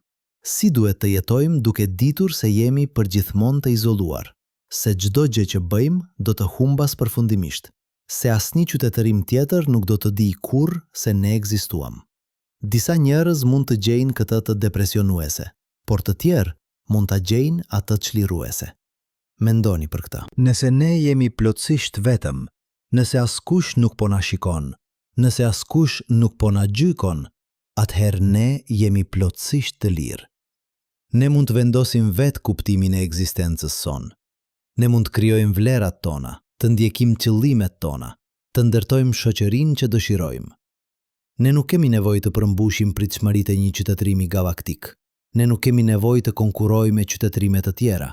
Ne mund thjesht të jemi, të jetojmë, të përjetojmë, të krijojmë, pa presion nga jashtë. Në vitin 2027, psikologu ekzistencialist Irvin Yalom publikoi një libër të titulluar Liria e izolimit. Në të, ai argumentoi se izolimi ekzistencial, ndjenja se jemi fundamentalisht vetëm në univers, nuk është diçka që duhet friksuar. Është një realitet që duhet pranuar. Dhe kur e pranojmë atë, ne mund të gjejmë një lloj lirie që nuk është e mundur ndryshe. Ne nuk jemi më të kufizuar nga pritshmëritë e të tjerëve. Ne nuk jemi më të shqetësuar për atë që mendojnë të tjerët. Ne mund të jetojmë autentikisht, sipas vlerave tona, duke ndjekur qëllimet tona. Por kjo liri vjen me përgjegjësi. Nëse ne jemi plotësisht vetëm, nëse askush nuk do të na shpëtojë, atëherë ne jemi plotësisht përgjegjës për fatin ton. Nëse ne shkatërrojmë veten, nuk ka askush që do të na kujtojë. Nëse ne dështojmë, nuk ka askush që do të mësojë nga gabimet tona. Çdo vendim që marrim, çdo veprim që ndërmarrim, ka pasoja që ne duhet t'i mbajmë plotësisht. Nuk ka rrjet sigurie kozmike, nuk ka shpëtimtar që do të vijë në minutën e fundit. Ne jemi vetëm dhe ne duhet të bëjmë më të mirën me atë që kemi. Kjo është mesazhi përfundimtar i burgut ton kozmik. Nuk është një mesazh dëshpërimi, është një mesazh përgjegjësie. Ne jemi kujdestarët e vetëm të jetës në këtë ishull kozmik. Ne jemi mbajtësit e vetëm të ndërgjegjes në këtë pjesë të universit. Nëse ne dështojmë, drita e ndërgjegjes në këtë koshe të kozmosit do të shuhet. Dhe askush, askund, nuk do ta di kurrë se ajo ekzistoi ndonjëherë. Kjo është barrë e rëndë, por është gjithashtu një privilegj i jashtëzakonshëm. Ne jemi dëshmitarët e universit. Ne jemi mënyra se si universi bëhet i vetëdijshëm për veten. Dhe kjo, në vetvete, është një formë kuptimi që asnjë izolim nuk mund ta shkatërrojë. Në vitin 2028, Observatori Kozmik Europian publikoi një hartë që ndryshoi përgjithmonë mënyrën se si e perceptojmë vendin tonë në univers. Ishte një hartë e thjeshtë, por shkatërruese në implikacionet e saj. Ajo tregonte grupin lokal, ishullin ton kozmik si një pikë të vogël të bardhë në qendër. Rreth saj, një rrethi kuq shënonte horizontin ton kozmik të ngjarjeve, dhe përtej atij rrethi, miliarda galaktika ishin të shnuara me gri të zbehtë, të dukshme, por të paarritshme përgjithmonë. Shkencëtarët llogaritën se 97.8% e galaktikave që mund të shohim tashmë janë përtej arritjes son. Edhe si kur të niseshim sot me shpejtësinë e dritës, ne nuk do t'i arrijm kurrë. Por këtu është pjesa që i bëri edhe shkencëtarët më të fortë të heshtnin. Çdo sekond që kalon, rreth 150.000 galaktika kalojnë përtej horizontit. Jo në ditë, jo në orë, në sekond. Ndërsa ju lexoni këtë fjali, rreth gjysmë milioni galaktika sapo u humbën përgjithmonë. Çdo frymëmarrje që merrni, universi po ju rrëmben një pjesë të së ardhmes. Çdo rrahje e zemrës suaj, miliardaje po zhduken përtej arritjes. Dhe nuk ka asgjë, absolutisht asgjë, që ju mund të bëni për ta ndaluar këtë. Imagjinoni se qëndroni në një plazh dhe shikoni drejt horizontit. Çdo valë që vjen në breg sjell dhe rërë të re, por çdo valë që tërhiqet merr më shumë rërë se sa soldi. Ngadalë, të papërfillshëm, plazhi po zvoglohet. Në fillim ju nuk e vini re, por me kalimin e kohës, dalimi bëhet i dukshëm. Pas një ore, plazhi është 20 cm më i ngushtë. Pas një dite, 1 metër. Pas një viti, ju qëndroni në ujë. Pas një shekulli, plazhi ka zhdukur plotësisht. Kjo është ajo që po i ndodh universit ton të arritshëm. Çdo moment, ai po tkurret, dhe ritmi i tkurrjes po shpejton. Në vitin 2029, kozmologu japonez Hiroshi Yamamoto publikoi atë që u bë i njohur si llogaritja e fundit. Ai llogariti saktësisht kur galaktika e fundit do të kalojë përtej horizontit ton. Përgjigja ishte 150 miliard vjet nga tani. Në atë moment, qielli i natës do të jetë pothuajse krejtësisht i zi. Vetëm galaktikat e grupit lokal, të bashkuara tashmë në një supergalaktik gjigante, do të jenë të dukshme. Dhe nëse një qytetërim do të linte në atë kohë, ata nuk do të dinin kurrë se universi ishte dikur plot me miliarda galaktika. Ata do të mendonin se universi përbëhet vetëm nga galaktika e tyre. Ata nuk do të dinin kurrë për Big Bangun. Ata nuk do të dinin kurrë për zgjerimin kozmik. Historia e vërtetë e universit do të ishte e padukshme për ta. Por këtu është ironia e tmerrshme. Ne jemi me fat. Ne jetojmë në një kohë kur ende mund të shohim historinë e universit. Ne mund të shohim dritën nga galaktikat që formohen kur universi ishte vetëm disa qindra milion vjet i vjetër. Ne mund të studiojmë rrezatimin kozmik të sfondit, shkëlqimin e mbetur nga Big Bangu. Ne mund të llogarisim moshën e universit, ritmin e zgjerimit, fatin e tij të ardhshëm. Por kjo dije vjen me një çmim të rëndë. Ne e dim saktësisht sa të burgosur jemi. Ne e dim saktësisht sa e pamundur është shpëtimi. Ne jemi si të dënuarit në korridorin e vdekjes që din datën e saktë të ekzekutimit të tyre. Le të bëjmë një eksperiment mendor. Imagjinoni se njerëzimi mbijetoi për 100 miliard vjet. Një kohë e pabesueshme, një arritje e jashtëzakonshme. Ne kemi kapërcyer çdo krizë ekzistenciale. Ne kemi mësuar të jetojmë në harmoni me planetin ton. Ne kemi zhvilluar teknologji që mund të shfrytëzojë energjinë e yjeve. Ne kemi kolonizuar çdo planet të banueshëm në grupin lokal. Ne jemi bërë një qytetërim vërtet kozmik. Por edhe atëherë, edhe pas 100 miliard vjetësh evolucioni dhe progresi, ne ende do të jemi të burgosur në të njëjtin ishull kozmik. Madje, burgu ynë do të jetë bërë më i vogël. Më shumë galaktika do të kenë kaluar përtej horizontit. Universi i arritshëm do të jetë të kurrur. Në vitin 2030, një ekip ndërkombëtar shkencëtarësh të udhëhequr nga astrofizikantja indiane Priya Natarajan publikoi një studim të titulluar Horizonti i fundit. Ata llogaritën se në rreth 120 miliard vjet, zgjerimi i universit do të ketë përshpejtuar aq shumë sa edhe galaktikat e grupit lokal do të fillojnë të largohen nga njëra tjetra. Andromeda, që aktualisht po vjen drejt nesh, do të fillojë të largohet. Galaktika e trekëndshit do të zhduket përtej horizontit. Një nga një, edhe fqinjet tanë më të afërt do të humbasin. Dhe në fund, Ne do të mbetemi plotësisht vetëm në rrugën e qumështit, e rrethuar nga errësira absolute. Por historia nuk mbaron atje, sepse edhe rruga e qumështit nuk do të jetojë përgjithmonë. Yjet po djegin karburantin e tyre. Çdo sekond dielli shndërron 4 milion ton hidrogjen në energji. Në rreth 5 miliard vjet, ai do të shterojë hidrogjenit në bërthamën e tij. Ai do të zgjerohet në një gjigant të kuq, duke gëlltitur Merkurin, Venusin dhe ndoshta edhe Tokën. Pastaj, ai do të hedhë shtresat e tij të jashtme, duke krijuar një mjegullnaj planetare dhe do të tkurret në një gjugj të bardhë, një trup i ngjehtë, i dendur, sa madhësia e Tokës, por me masën e diellit. Dhe ngadalë, gjatë trilionave vjetësh, ai do të ftohet duke u bërë një gjugj i zi, një trup i ftohtë, i errët, i padukshëm. Të gjithë yjet do të ndjekin të njëjtin fat. Disa do të shpërthejnë si supernova duke krijuar vrimat të zeza ose yje neutron. Të tjerët do të fiken ngadalë duke u bërë gjugja të zinj. Në rreth 100 trilion vjet, ylli i fundit do të fiket. Galaktikat do të bëhen të errta, të ftohta, të vdekura. Universi do të hyjë në atë që kozmologët e quajnë epoka e degenerimit. Një kohë kur nuk ka më yje, nuk ka më dritë, nuk ka më energji e mjaftueshme për të mbështetur jetën si që njohim ne. Në vitin 2031, fizikanti teorik Freeman Dyson publikoi një analizë të detajuar të asaj që ai e quajti vdekja termike e universit. Ai tregoi se për shkak të ligjit të dytë të termodinamikës, entropia e universit po rritet vazhdimisht.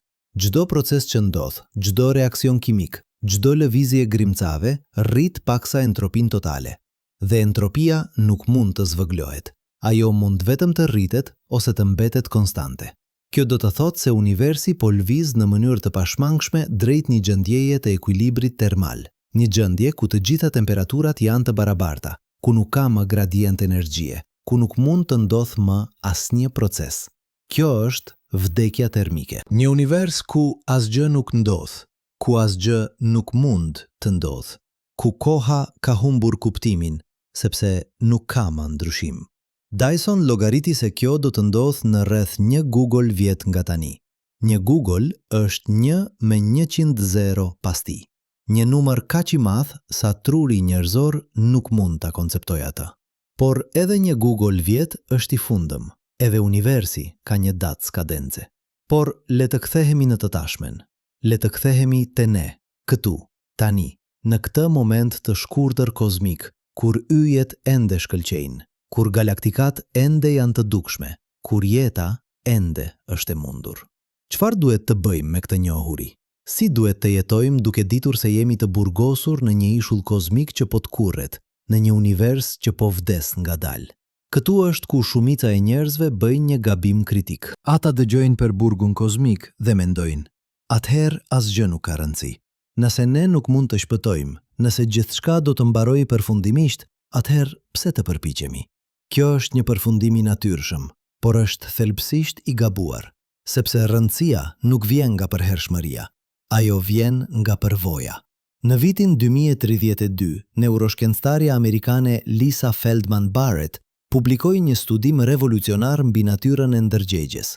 Ajo tregoi se truri ynë nuk është një marrës pasiv i informacionit.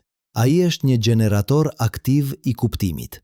Çdo moment që përjetojmë, çdo ndjenjë që ndjejme, çdo mendim që kemi, është një krijim i trurit ton.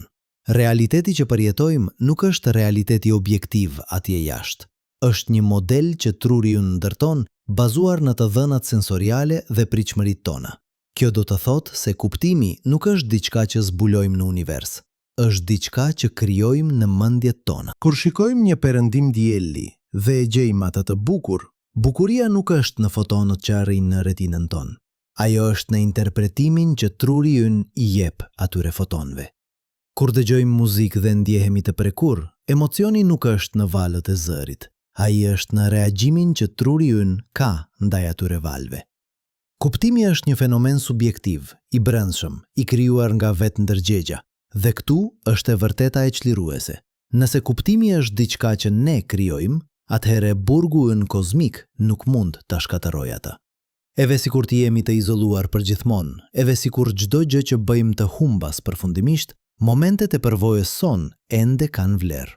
Një moment lumturie ka vlerë sepse ne e përjetojmë atë, jo sepse ai do të zgjas përgjithmonë. Një zbulim shkencor ka rëndësi sepse ai zgjeron kuptimin ton, jo sepse ai do të mbahet mend përgjithmonë. Një vepër arti ka bukuri sepse ajo na prek, jo sepse ajo do të mbijetoj deri në fund të kohës. Por unë e kuptoj plotësisht se në çfarë po mendoni tani. Ju po mendoni, kjo është thjesht filozofi ngushëlluese. Kjo është një mënyrë për të bërë veten të ndihet më mirë për një situatë të tmerrshme. Dhe keni të drejtë të jeni skeptik, sepse ka diçka thelbësisht të paplot në këtë argument. Nëse kuptimi është plotësisht subjektiv, nëse ai ekziston vetëm në mendjet tona, atëherë çfarë ndodh kur mendjet tona zhduken? Çfarë ndodh kur njerëzimi përfundimisht vdes, kur ylli i fundit fiket, kur universi arrin vdekjen termike? A do të ketë qenë ndonjëherë kuptim? Kjo është pyetja që ka munduar filozofët për mijëra vjet, dhe këtu është e vërteta e ashpër. Ne nuk e dim. Ne nuk mund ta dim. Sepse kuptimi i kuptimit vet është diçka që ne krijojmë. Ne jemi duke përdorur një mjet, mendjen tonë, për të analizuar vetë atë mjet. Ne jemi duke u përpjekur të shohim syrin me syrin, dhe kjo mund të jetë një detyrë e pamundur. Në vitin 2033, filozofi gjerman Thomas Metzinger publikoi një libër të tituluar Ilusionet e kuptimit. Në të, ai argumentoi se shumica e pyetjeve që bëjmë për kuptimin janë të pabazuara. Ato supozojnë se kuptimi është një gjë reale që ekziston në univers, diçka që mund të zbulohet ose të humbas. Por çfarë nëse kuptimi nuk është një gjë fare? Çfarë nëse ai është thjesht një mënyrë të follurit, një metaforë që përdorim për të përshkruar disa lloje përvojash subjektive? Metzinger propozoi se në vend të pyeturit a ka kuptim jeta, ne duhet të pyesim çfarë lloj përvojash dua të kem. Në vend të kërkuarit për një qëllim kozmik, ne duhet të krijojmë qëllime personale. Në vend të shqetësuarit për fatin e universit, ne duhet të fokusohemi në atë që mund të bëjmë këtu, tani, në këtë moment të shkurtër kozmik që na është dhënë. Por edhe ky qasje ka kufizimet e saj, sepse ne nuk jemi thjesht individ të izoluar. Ne jemi pjesë e një shoqërie, e një qytetërimi, e një specie. Dhe fati i atij qytetërimi, fati i asaj specie ka rëndësi për ne. Kur mendojmë për burgun ton kozmik, ne nuk po shqetësohemi vetëm për veten ton. Ne po shqetësohemi për të gjithë njerëzimin, për të gjitha gjeneratat e ardhshme, për të gjitha qeniet që do të lindin dhe do të vdesin në këtë ishull kozmik. Le të konsiderojmë një skenar specifik. Imagjinoni se nesër, shkencëtarët zbulojnë një mënyrë për të zgjatur jetën njerëzore në mënyrë të pafundme. Plagja ndalon, sëmundjet eliminohen, vdekja bëhet opsionale. Kjo do të ishte një revolucion. Por çfarë do të ndodhte pas 1 milion vjetësh, pas 1 miliard, pas 1 trilion? Ju do të kishit jetuar kaq gjatë sa do të kishit bërë çdo gjë të mundshme. Ju do të kishit lexuar çdo libër, dëgjuar çdo muzikë, vizituar çdo vend në tokë. Ju do të kishit mësuar çdo gjuhë, zotëruar çdo aftësi, përjetuar çdo përvojë të mundshme. Dhe pastaj, çfarë? Në vitin 2034, filozofi amerikan Samuel Scheffler publikoi një libër të tituluar Vdekja dhe jeta pas jetës. Në të, ai argumentoi se një pjesë e madhe e asaj që i jep kuptim jetës son është besimi se do të ketë një të ardhme pas nesh. Ne ndërtojmë shtëpi duke ditur se fëmijët tanë do të jetojnë në to. Ne mbjellim pemë duke ditur se gjeneratat e ardhshme do të hanë frutet e tyre. Ne krijojmë art duke shpresuar se dikush në të ardhmen do ta vlerësojë atë. Por çfarë nëse nuk ka të ardhme? Çfarë nëse ne e dim me siguri se njerëzimi do të mbarojë, se çdo gjë që ndërtojmë do të shkatërrohet, se askush nuk do të kujtojë se ne ekzistuam? Scheffler argumentoi se kjo do të ishte shkatërruese për kuptimin. Shumica e gjërave që bëjmë kanë kuptim vetëm në kontekstin e një të ardhmeje të vazhdueshme. Një shkencëtar që punon në një problem të vështirë E bën këtë duke shpresuar se zgjidhja e tij do të ndihmojë njerëzit në të ardhmen. Një artist që krijon një vepër e bën këtë duke shpresuar se ajo do të prek dikë në të ardhmen. Një prind që rritet fëmijët e bën këtë duke shpresuar se ata do të kenë një jetë të mirë në të ardhmen. Por nëse nuk ka të ardhme, nëse gjithçka do të mbarojë së shpejti, atëherë shumë nga këto aktivitete humbasin kuptimin e tyre. Por këtu është ku burgu ynë kozmik bëhet, paradoksalisht, ngushëllues. Sepse edhe pse ne e dim se universi përfundimisht do të vdes, ne gjithashtu e dim se kjo nuk do të ndodhë për një kohë shumë të gjatë. Dielli do të vazhdojë të shkëlqejë për 5 miliard vjet të tjera. Yjet e rinj do të vazhdojnë të formohen për triliona vjet. Jeta, në një formë ose në një tjetër, mund të vazhdojë për kohë të pabesueshme.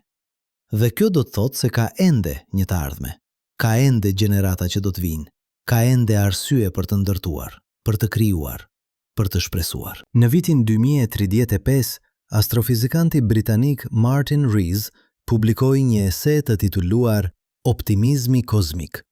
Në të, ai argumentoi se edhe pse ne jemi të burgosur në grupin lokal, edhe pse ne nuk mund të shpëtojmë kurrë, ende ka një sasi e jashtëzakonshme hapësire për të eksploruar.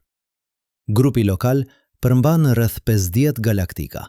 Çdo galaktik përmban miliarda uje. Çdo yll mund të ketë planet. Çdo planet mund të ketë jetë. Ka ende një univers të tërë për të zbuluar brenda burgut ton. Rees llogariti se nëse njerëzimi mbijetoi dhe u përhap në të gjithë grupin lokal, ne mund të kolonizojmë potencialisht triliona planet. Ne mund të krijojmë miliarda qytetërime të ndryshme, secila me kulturën e saj, artin e saj, filozofinë e saj. Ne mund të zhvillohemi në miliona specie të ndryshme, secila e përshtatur për mjedisin e saj. Diversiteti i mundshëm i jetës dhe përvojës brenda grupit lokal është pothuajse i pafundëm. Burgu ynë mund të jetë i kufizuar, por ai është ende i jashtëzakonshëm i madh. Por kjo ngre një pyetje tjetër. A duhet ta bëjmë këtë? A duhet të përpiqemi të përhapemi në të gjithë grupin lokal? A duhet të kolonizojmë çdo planet të banueshëm, të shfrytëzojmë çdo burim, të mbushim çdo koshe të burgut ton me jetë?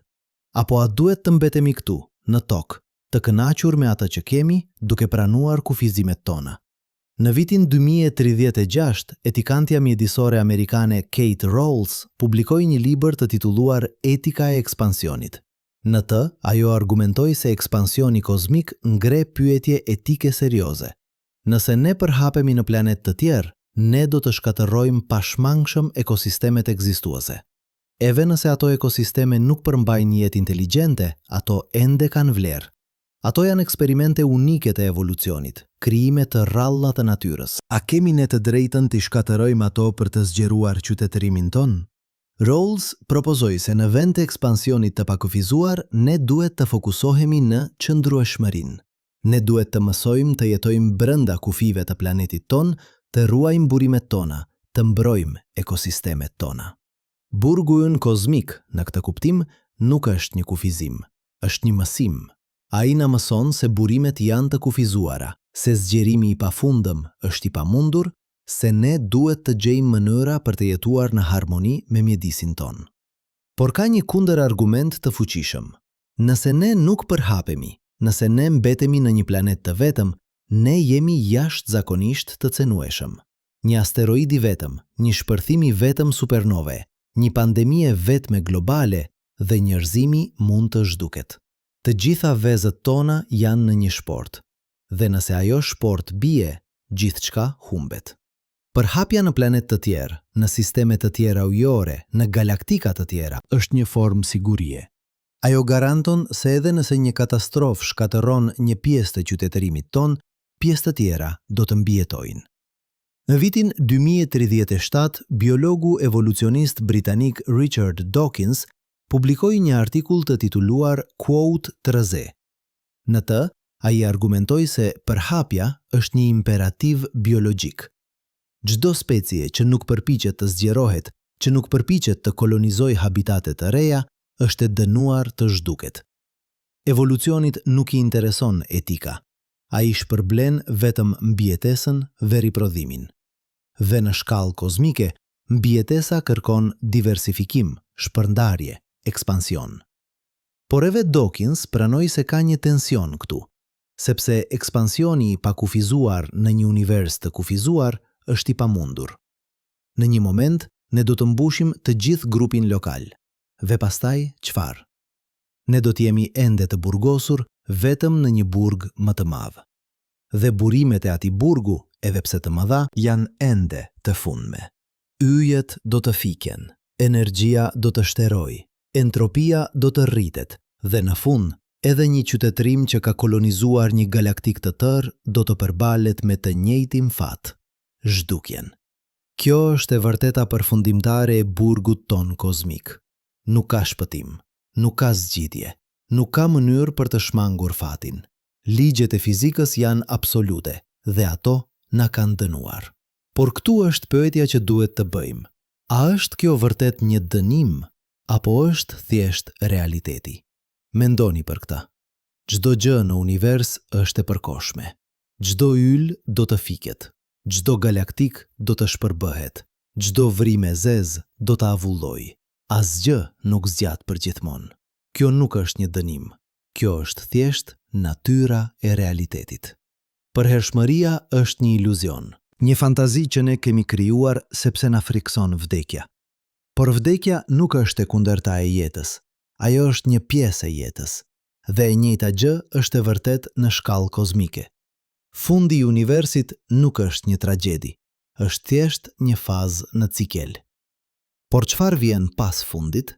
Çfarë ndodh kur universi arrin vdekjen termike, kur entropia arrin maksimumin, kur asgjë më nuk mund të ndodh? A është ky fundi absolut? Apo ka diçka përtej? Në vitin 2038, fizikanti teorik Roger Penrose propozoi një teori të guximshme të quajtur UQUOTE, 38. Ai argumentoi se vdekja termike e universit mund të mos jetë fundi. Në vend të kësaj, ajo mund të jetë fillimi i një universi të ri. Kur universi arrin një gjendje të ekuilibrit termal, kur të gjitha grimcat janë shpërndarë në mënyrë uniforme, kur nuk ka më struktura, koha humbet kuptimin. Dhe në atë moment, universi mund të _quote_39_ duke filluar një cikel të ri të zgjerimit dhe të kurrjes. Kjo teori është shumë spekuluese. Shumica e fizikantëve janë skeptik, por ajo ngrej një mundësi intrigese, se burgu ynë kozmik mund të mos jetë përgjithmonë. Se në një të ardhme të largët, kaq të largët sa mendja nuk mund ta konceptojë, mund të ketë një univers të ri, me ligje të reja të fizikës, me mundësi të reja për jetë dhe ndërgjegje. Dhe në atë univers, qeniet mund të mos jenë të burgosura. Ato mund të jenë të lira për të eksploruar, për të udhëtuar, për të komunikuar në mënyra që ne nuk mund të imagjinojmë. Por kjo është një ngushëllim i dobët për ne, këtu, tani. Sepse edhe sikur kjo teori të jetë saktë, edhe sikur të ketë një univers të ri pas këtij, ne nuk do të jemi atje për ta parë atë.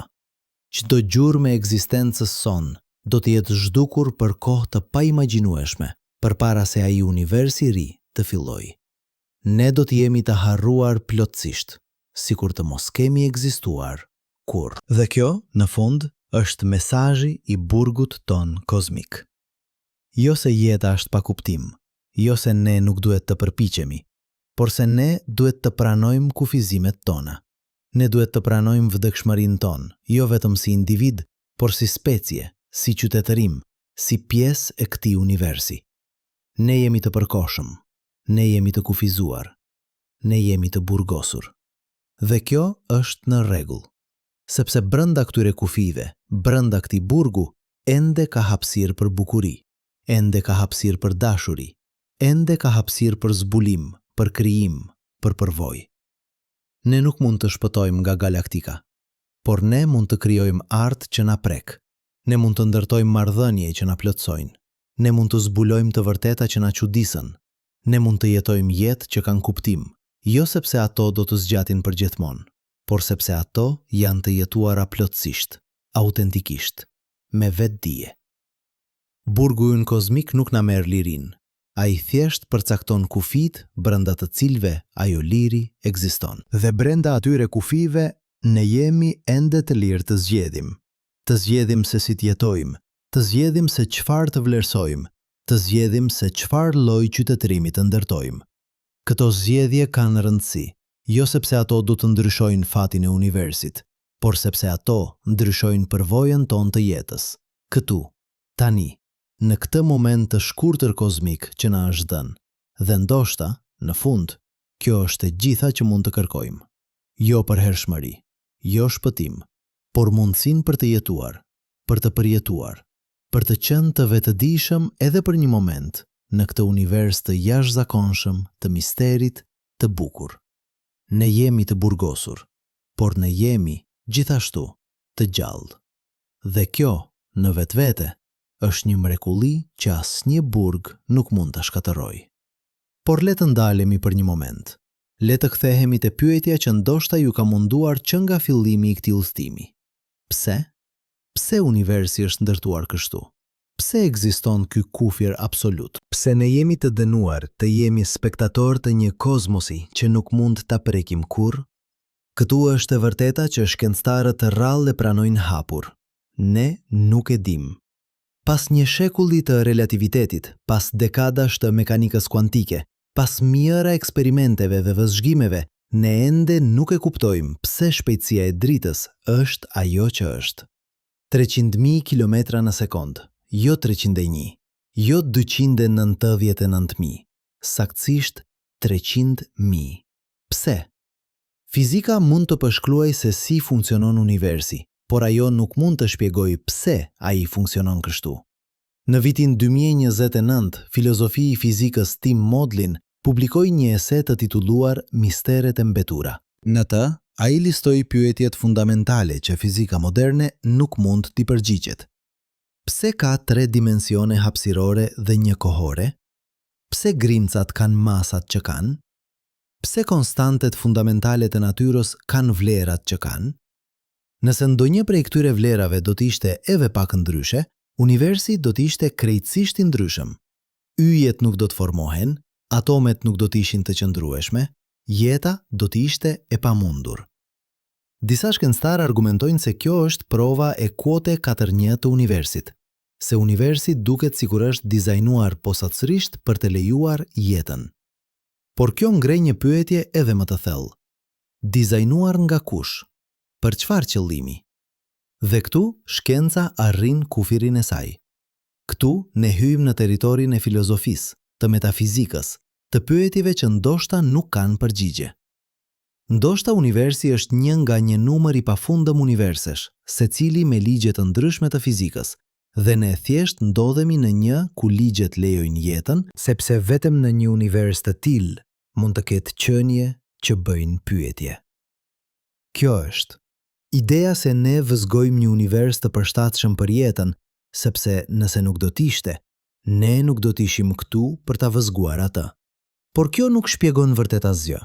Ajo thjesht shtyn pyetjen një hap më larg. Nëse ka një numër i pafundëm universish, pse ekzistojnë ata? Çfarë i krijon ata? Dhe nëse ka një mekanizëm që krijon universi, pse ai mekanizëm ekziston? Çdo përgjigje që japim ngre një pyetje të re. Është breshka mbi breshka, deri në pafundësi. Në vitin 2040, kozmologu britanik John Barrow publikoi një libër të titulluar UQUOTE 43. Në të, ai argumentoi se ka pyetje që shkenca nga natyra e saj nuk mund t'i përgjigjet.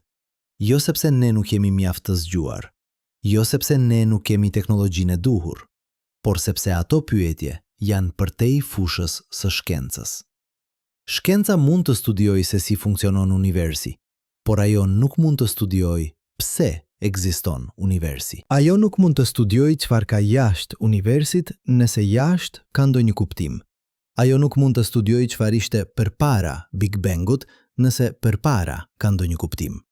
Këto janë pyetjet që kanë munduar filozofët dhe teologët për mijëra vjet, dhe e vërteta e frikshme është se ne mund të mos marrim kurrë përgjigje. Jo sepse përgjigjet janë të fshehura, por sepse pyetjet mund të jenë të pabazuara. Ato mund të supozojnë koncepte si jashtë dhe përpara, që nuk kanë kuptim në kontekstin e universit si një tërësi. Imagjinoni një qenie dydimensionale që jeton në sipërfaqen e një sfere. Për atë qenie, lart dhe poshtë nuk kanë kuptim. Sipërfaqja e sferës është e gjithë realiteti i saj. Nëse ajo do të pyeste çfarë ka jashtë sipërfaqes, pyetja do të ishte e pakuptimt. Jo sepse nuk ka asgjë jashtë, por sepse jashtë nuk është një koncept që ekziston brenda realitetit të saj dydimensional. Ndoshta ne jemi në një situatë të ngjashme. Ndoshta pyetjet tona për jashtë universit dhe përpara Big Bangut janë po aq të pakuptimta. Por kjo na lë me një ndjenjë të thellë pakënaqësie. Ne duam përgjigje, ne duam të kuptojmë, ne duam të dimë pse jemi këtu. Çfarë kuptimi ka gjithçka? Ku po shkon gjithçka? Dhe universi, me heshtjen e tij absolute, refuzon të na jap këto përgjigje. Në vitin 2041, neuroshkencëtari amerikan Michael Gazzaniga publikoi një studim mbi atë që ai e quajti truri kërkues i kuptimit. Ai tregoi se truri ynë është i programuar për të kërkuar modele, për të gjetur shkaqe, për të krijuar narrativa. Kur shohim dy ngjarje që ndodhin njëra pas tjetrës, ne automatikisht supozojmë se e para shkaktoi të dytën. Kur shohim një model në të dhëna, ne automatikisht supozojmë se ka një shkak themelor. Kjo është një veçori e dobishme evolucioniste. Ajo na ka ndihmuar të mbijetojmë, të parashikojmë rreziqet, të gjejmë ushqim. Por kjo veçori gjithashtu na çon në gabime. Ne shohim modele ku nuk ka asnjë. Ne shohim qëllime ku ka vetëm rastësi. Ne shohim kuptim ku ka vetëm kaos. Dhe kur përballemi me universin, me shkallën e tij të jashtëzakonshme, me indiferencën e tij absolute, truri ynë kërkues i kuptimit nuk di çfarë të bëjë. Ai përpiqet të gjejë një narrativ, një shpjegim, një qëllim, por universi nuk ofron asnjë. Ndoshta kjo është mësimi përfundimtar i burgut ton kozmik. Jo se jeta është pa kuptim, por se kuptimi nuk është diçka që zbulojmë, është diçka që krijojmë. Universi nuk na jep një qëllim. Ne duhet ta krijojmë qëllimin ton. Universi nuk na tregon se si të jetojmë. Ne duhet ta vendosim vetë. Universi nuk na garanton lumturi, drejtësi ose kuptim. Ne duhet t'i krijojmë këto vetë, brenda kufive të burgut ton. Dhe këtu është paradoksi i bukur. Duke pranuar se jemi të burgosur, ne bëhemi të lirë. Duke pranuar se nuk ka kuptim kozmik, ne bëhemi të lirë të krijojmë kuptimin ton. Duke pranuar se jemi plotësisht vetëm, ne bëhemi të lirë të vendosim se çfarë lloj shoqërie duam të ndërtojmë, pa presion nga jashtë, pa pritshmëri nga qytetërimet të tjera, pa gjykim nga universi. Në vitin 2042, filozofja franceze Simone de Beauvoir u rikthye në vëmendjen publike me një ese të vjetër të titulluar _quote_57_. Në të, ajo argumentoi se liria dhe përgjegjësia janë të pandashme. Ne jemi të lirë sepse nuk ka një qëllim kozmik që na dikton se si të jetojmë. Por kjo liri vjen me përgjegjësinë për të zgjedhur, për të vepruar, për të krijuar vlera. Ne nuk mund të fajsojmë universin për zgjedhjet tona. Ne nuk mund të fajsojmë Zotin, fatin ose natyrën. Ne jemi plotësisht përgjegjës për atë që bëjmë me jetën tonë. Kjo është një barrë e rëndë. Por është gjithashtu një mundësi e jashtëzakonshme, sepse nëse ne krijojmë kuptimin ton, atëherë ne mund ta bëjmë atë çfarë të duam. Ne mund të zgjedhim të vlerësojmë dashurinë mbi urrëtitjen, ne mund të zgjedhim të vlerësojmë krijimin mbi shkatërrimin, ne mund të zgjedhim të vlerësojmë bashkëpunimin mbi konkurrencën. Këto nuk janë të vërteta kozmike, këto janë zgjedhje që ne bëjmë si individ, si shoqëri, si specie. Le të kthehemi tani te pyetja me të cilën filluam këtë udhtim. Pse ne nuk do të mund të shpëtojmë kurrë nga galaktika? Përgjigjja, siç e kemi parë, është e thjeshtë dhe e frikshme, sepse ligjet e fizikës e bëjnë të pamundur. Shpejtësia e dritës është një kufir absolut. Zgjerimi i universit po na largon nga çdo gjë përtej grupit lokal. Ne jemi të burgosur në një ishull kozmik që po të kurret, të rrethuar nga një oqean që po zgjerohet përgjithmonë. Por këtu është pyetja që duhet të bëjmë. A është kjo vërtet një tragjedi, apo është thjesht realiteti? Mendoni për këtë. Çdo qenie e gjallë në tokë është e 98 në trupin e saj. Ju nuk mund të fluturoni si një zog. Ju nuk mund të notoni si një peshk. Ju nuk mund të vraponi si një gjepard. Trupi juaj ka kufizime absolute. Por a e konsideroni këtë një tragjedi, apo thjesht e pranoni atë dhe jetoni brenda këtyre kufive? Burgu ynë kozmik është i njëjtë. Ai është thjesht një kufizim më i madh në një shkallë më të madhe. Ne nuk mund të udhtojmë më shpejt se drita. Ne nuk mund të arrijmë galaktikat e largëta. Ne nuk mund të komunikojmë me qytetërime të tjera. Këto janë kufizime absolute, por ato nuk na bëjnë të paaftë. Ato thjesht përcaktojnë fushën brenda së cilës ne mund të veprojmë.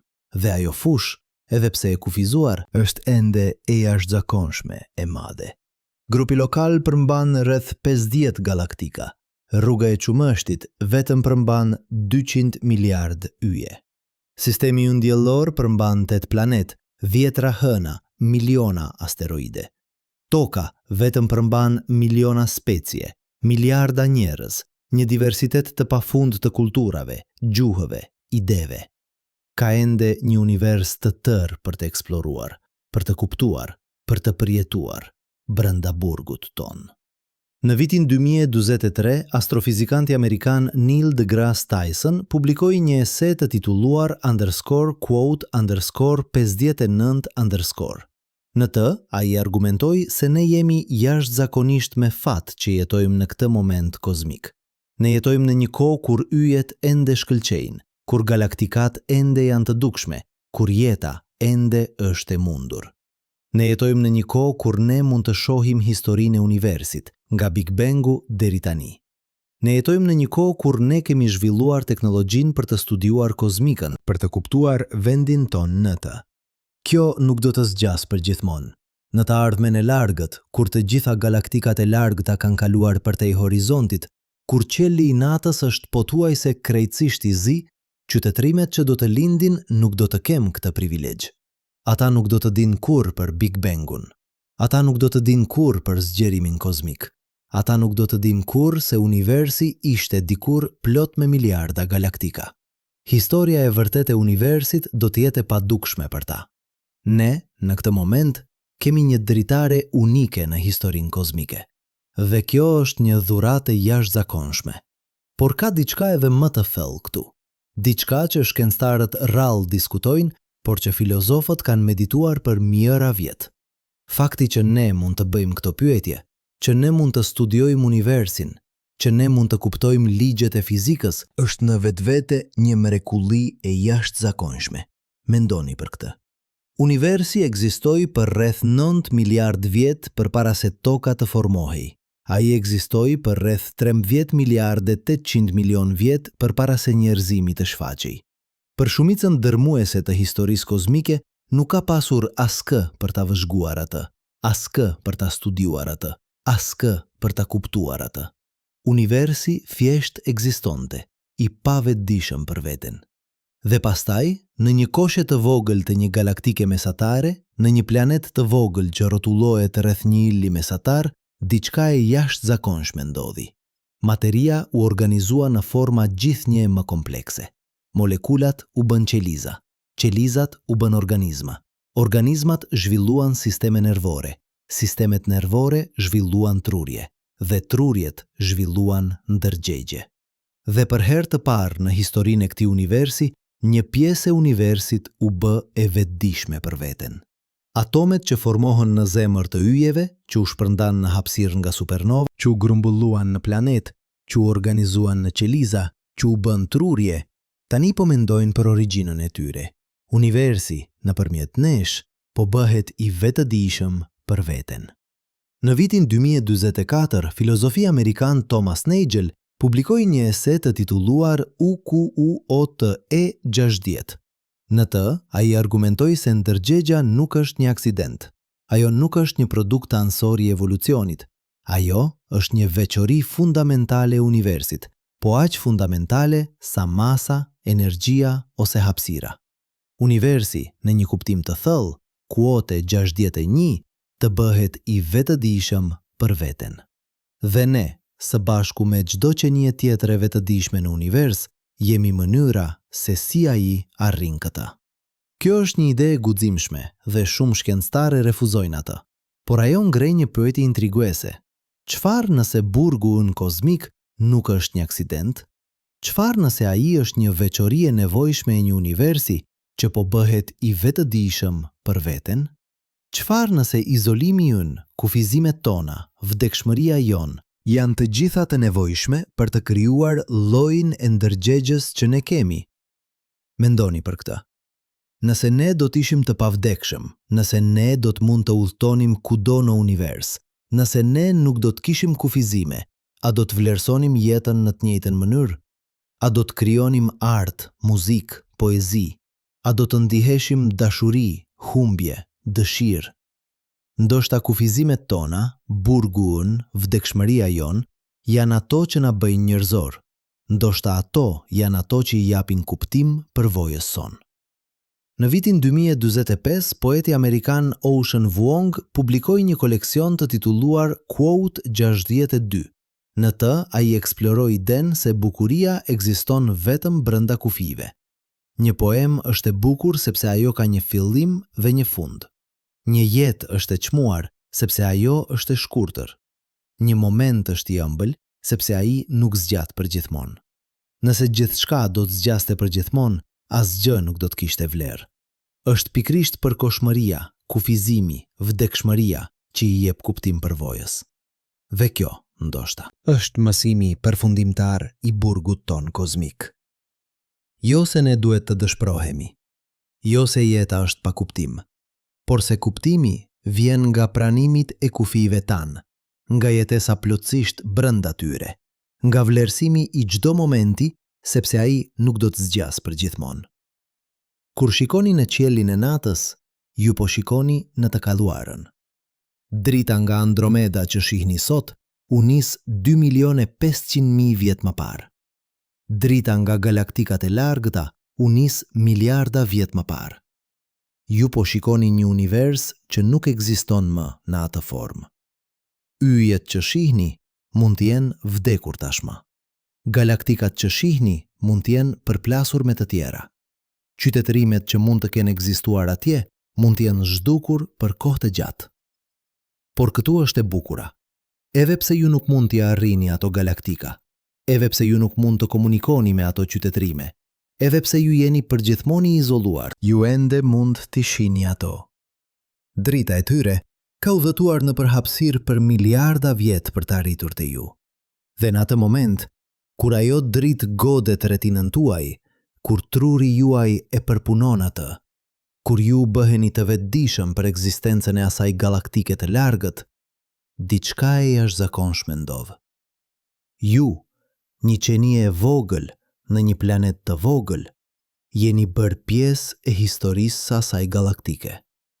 Ju jeni dëshmitari i saj. Ju jeni mënyra se si ajo galaktik, edhe pse e largët, edhe pse e paarritshme, bëhet pjesë e përvojës së universit. Kjo është roli ynë.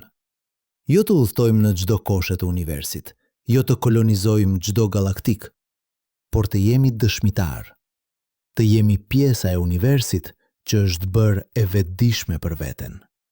Të jemi syt nëpërmjet të cilëve universi shikon veten. Të jemi mendja nëpërmjet së cilës universi kupton veten. Dhe nëse kjo është e vërteta, atëherë burgu ynë kozmik nuk është një tragjedi, është një privilegj. Sepse brenda këtij burgu, brenda këtyre kufive, ne kemi mundësinë të përjetojmë, të kuptojmë, të krijojmë, të dashurohemi, të vuajmë, të shpresojmë. Ne kemi mundësinë të jemi të gjallë, të vetëdijshëm në këtë univers të jashtëzakonshëm. Kur fillova këtë histori, ju thash se jeni të burgosur, se ju nuk do të arrini kurrë në galaktikën fqinje, se muret e këtij burgu janë bërë nga vetë struktura e realitetit, dhe kjo është e vërtet. Por tani, në fund të këtij udhtimi, unë ju pyes, a është kjo vërtet një burg, apo është thjesht shtëpia juaj? Ju jeni në një ishull kozmik, por ai ishull përmban miliarda yje, triliona planet, një diversitet të pafund të mundësive. Ju nuk mund të largoheni nga ai ishull. Por pse do të donit? Çdo gjë që ju nevojitet për të jetuar një jetë të plot, të kuptimshme, të bukur, është këtu. Çdo person që do të doni ndonjëherë është në këtë ishull. Çdo zbulim që do të bëni është brenda këtij burgu. Çdo moment lumturie, çdo moment dhimbje, çdo moment çudi do të ndodh këtu. Ndoshta pyetja e vërtet nuk është quote 63, por quote 64. Ndoshta burgu ynë kozmik nuk është një kufizim që duhet kapërcyer. Ndoshta është një kufi që duhet pranuar, një realitet që duhet përqafuar, një shtëpi që duhet vlerësuar. Sepse në fund, çfarë është liria? A është aftësia për të shkuar kudo, apo është aftësia për të qenë plotësisht i pranishëm, plotësisht i gjallë, plotësisht i vetëdijshëm kudo që jeni? Ndoshta liria e vërtet nuk vjen nga thyerja e kufive. Ndoshta ajo vjen nga pranimit e tyre, nga jetesa plotësisht brenda tyre, nga gjetja e kuptimit jo pavarësisht kufive, por pikërisht për shkak të tyre. Ju jeni në një ishull kozmik, ju nuk mund të largoheni kurrë, por ju jeni gjithashtu në një moment kozmik, një moment kur yjet ende shkëlqejnë, kur jeta ende është e mundur, kur ndërgjegja ende ekziston. Dhe ai moment, edhe pse i shkurtër në shkallën kozmike, është juaj. Ai është i vetmi moment që do të keni ndonjëherë. Dhe pyetja nuk është sa zgjat ai moment. Pyetja është çfarë do të bëni me të? A do të kaloni atë duke u ankuar për kufizimet tuaja, apo do të kaloni atë duke përjetuar, duke krijuar, duke dashuruar, duke kuptuar? A do të shikoni në yjet dhe të ndjeni dëshpërim sepse nuk mund t'i arrini ato? Apo do të shikoni në yjet dhe të ndjeni çudi sepse ato ekzistojnë, sepse ju mund t'i shihni ato, sepse ju jeni pjesë e të njëjtit univers që i krijoi ato. Zgjedhja është e juaja. Burgu është i njëjtë për të gjithë, por përvoja brenda atij burgu, kuptimi që i jepni asaj përvoje është unikisht e juaja. Askush tjetër nuk do ta jetojë jetën tuaj. Askush tjetër nuk do të shohë universin nëpërmjet syve tuaj. Ju jeni një perspektivë unike, një mënyrë unike se si universi përjeton veten. Dhe kjo, në vetvete, është një mrekulli që asnjë burg nuk mund ta shkatërrojë. Pra po, ju jeni të burgosur. Ju nuk do të shpëtoni kurrë nga galaktika. Muret e këtij burgu janë absolute, të ndërtuara nga ligjet e fizikës, të paprekshme nga çdo teknologji. Por brenda atyre mureve, ju jeni të lirë të zgjidhni, të lirë të krijoni, të lirë të jetoni, të lirë të jeni. Dhe ndoshta, në fund, kjo është e gjitha që mund të kërkojmë. Jo shpëtim, por liri. Jo përhershmëri, por pranim. Jo të shkojmë kudo, por të jemi plotësisht këtu. Tani, në këtë moment të shkurtër, të bukur, të cmuar kozmik. Ju jeni në një burg kozmik, por ju jeni gjithashtu në shtëpi. Dhe ajo shtëpi, me të gjitha kufizimet e saj, është e vetmja që do të keni ndonjëherë. Ndoshta është koha ta vlerësojmë atë.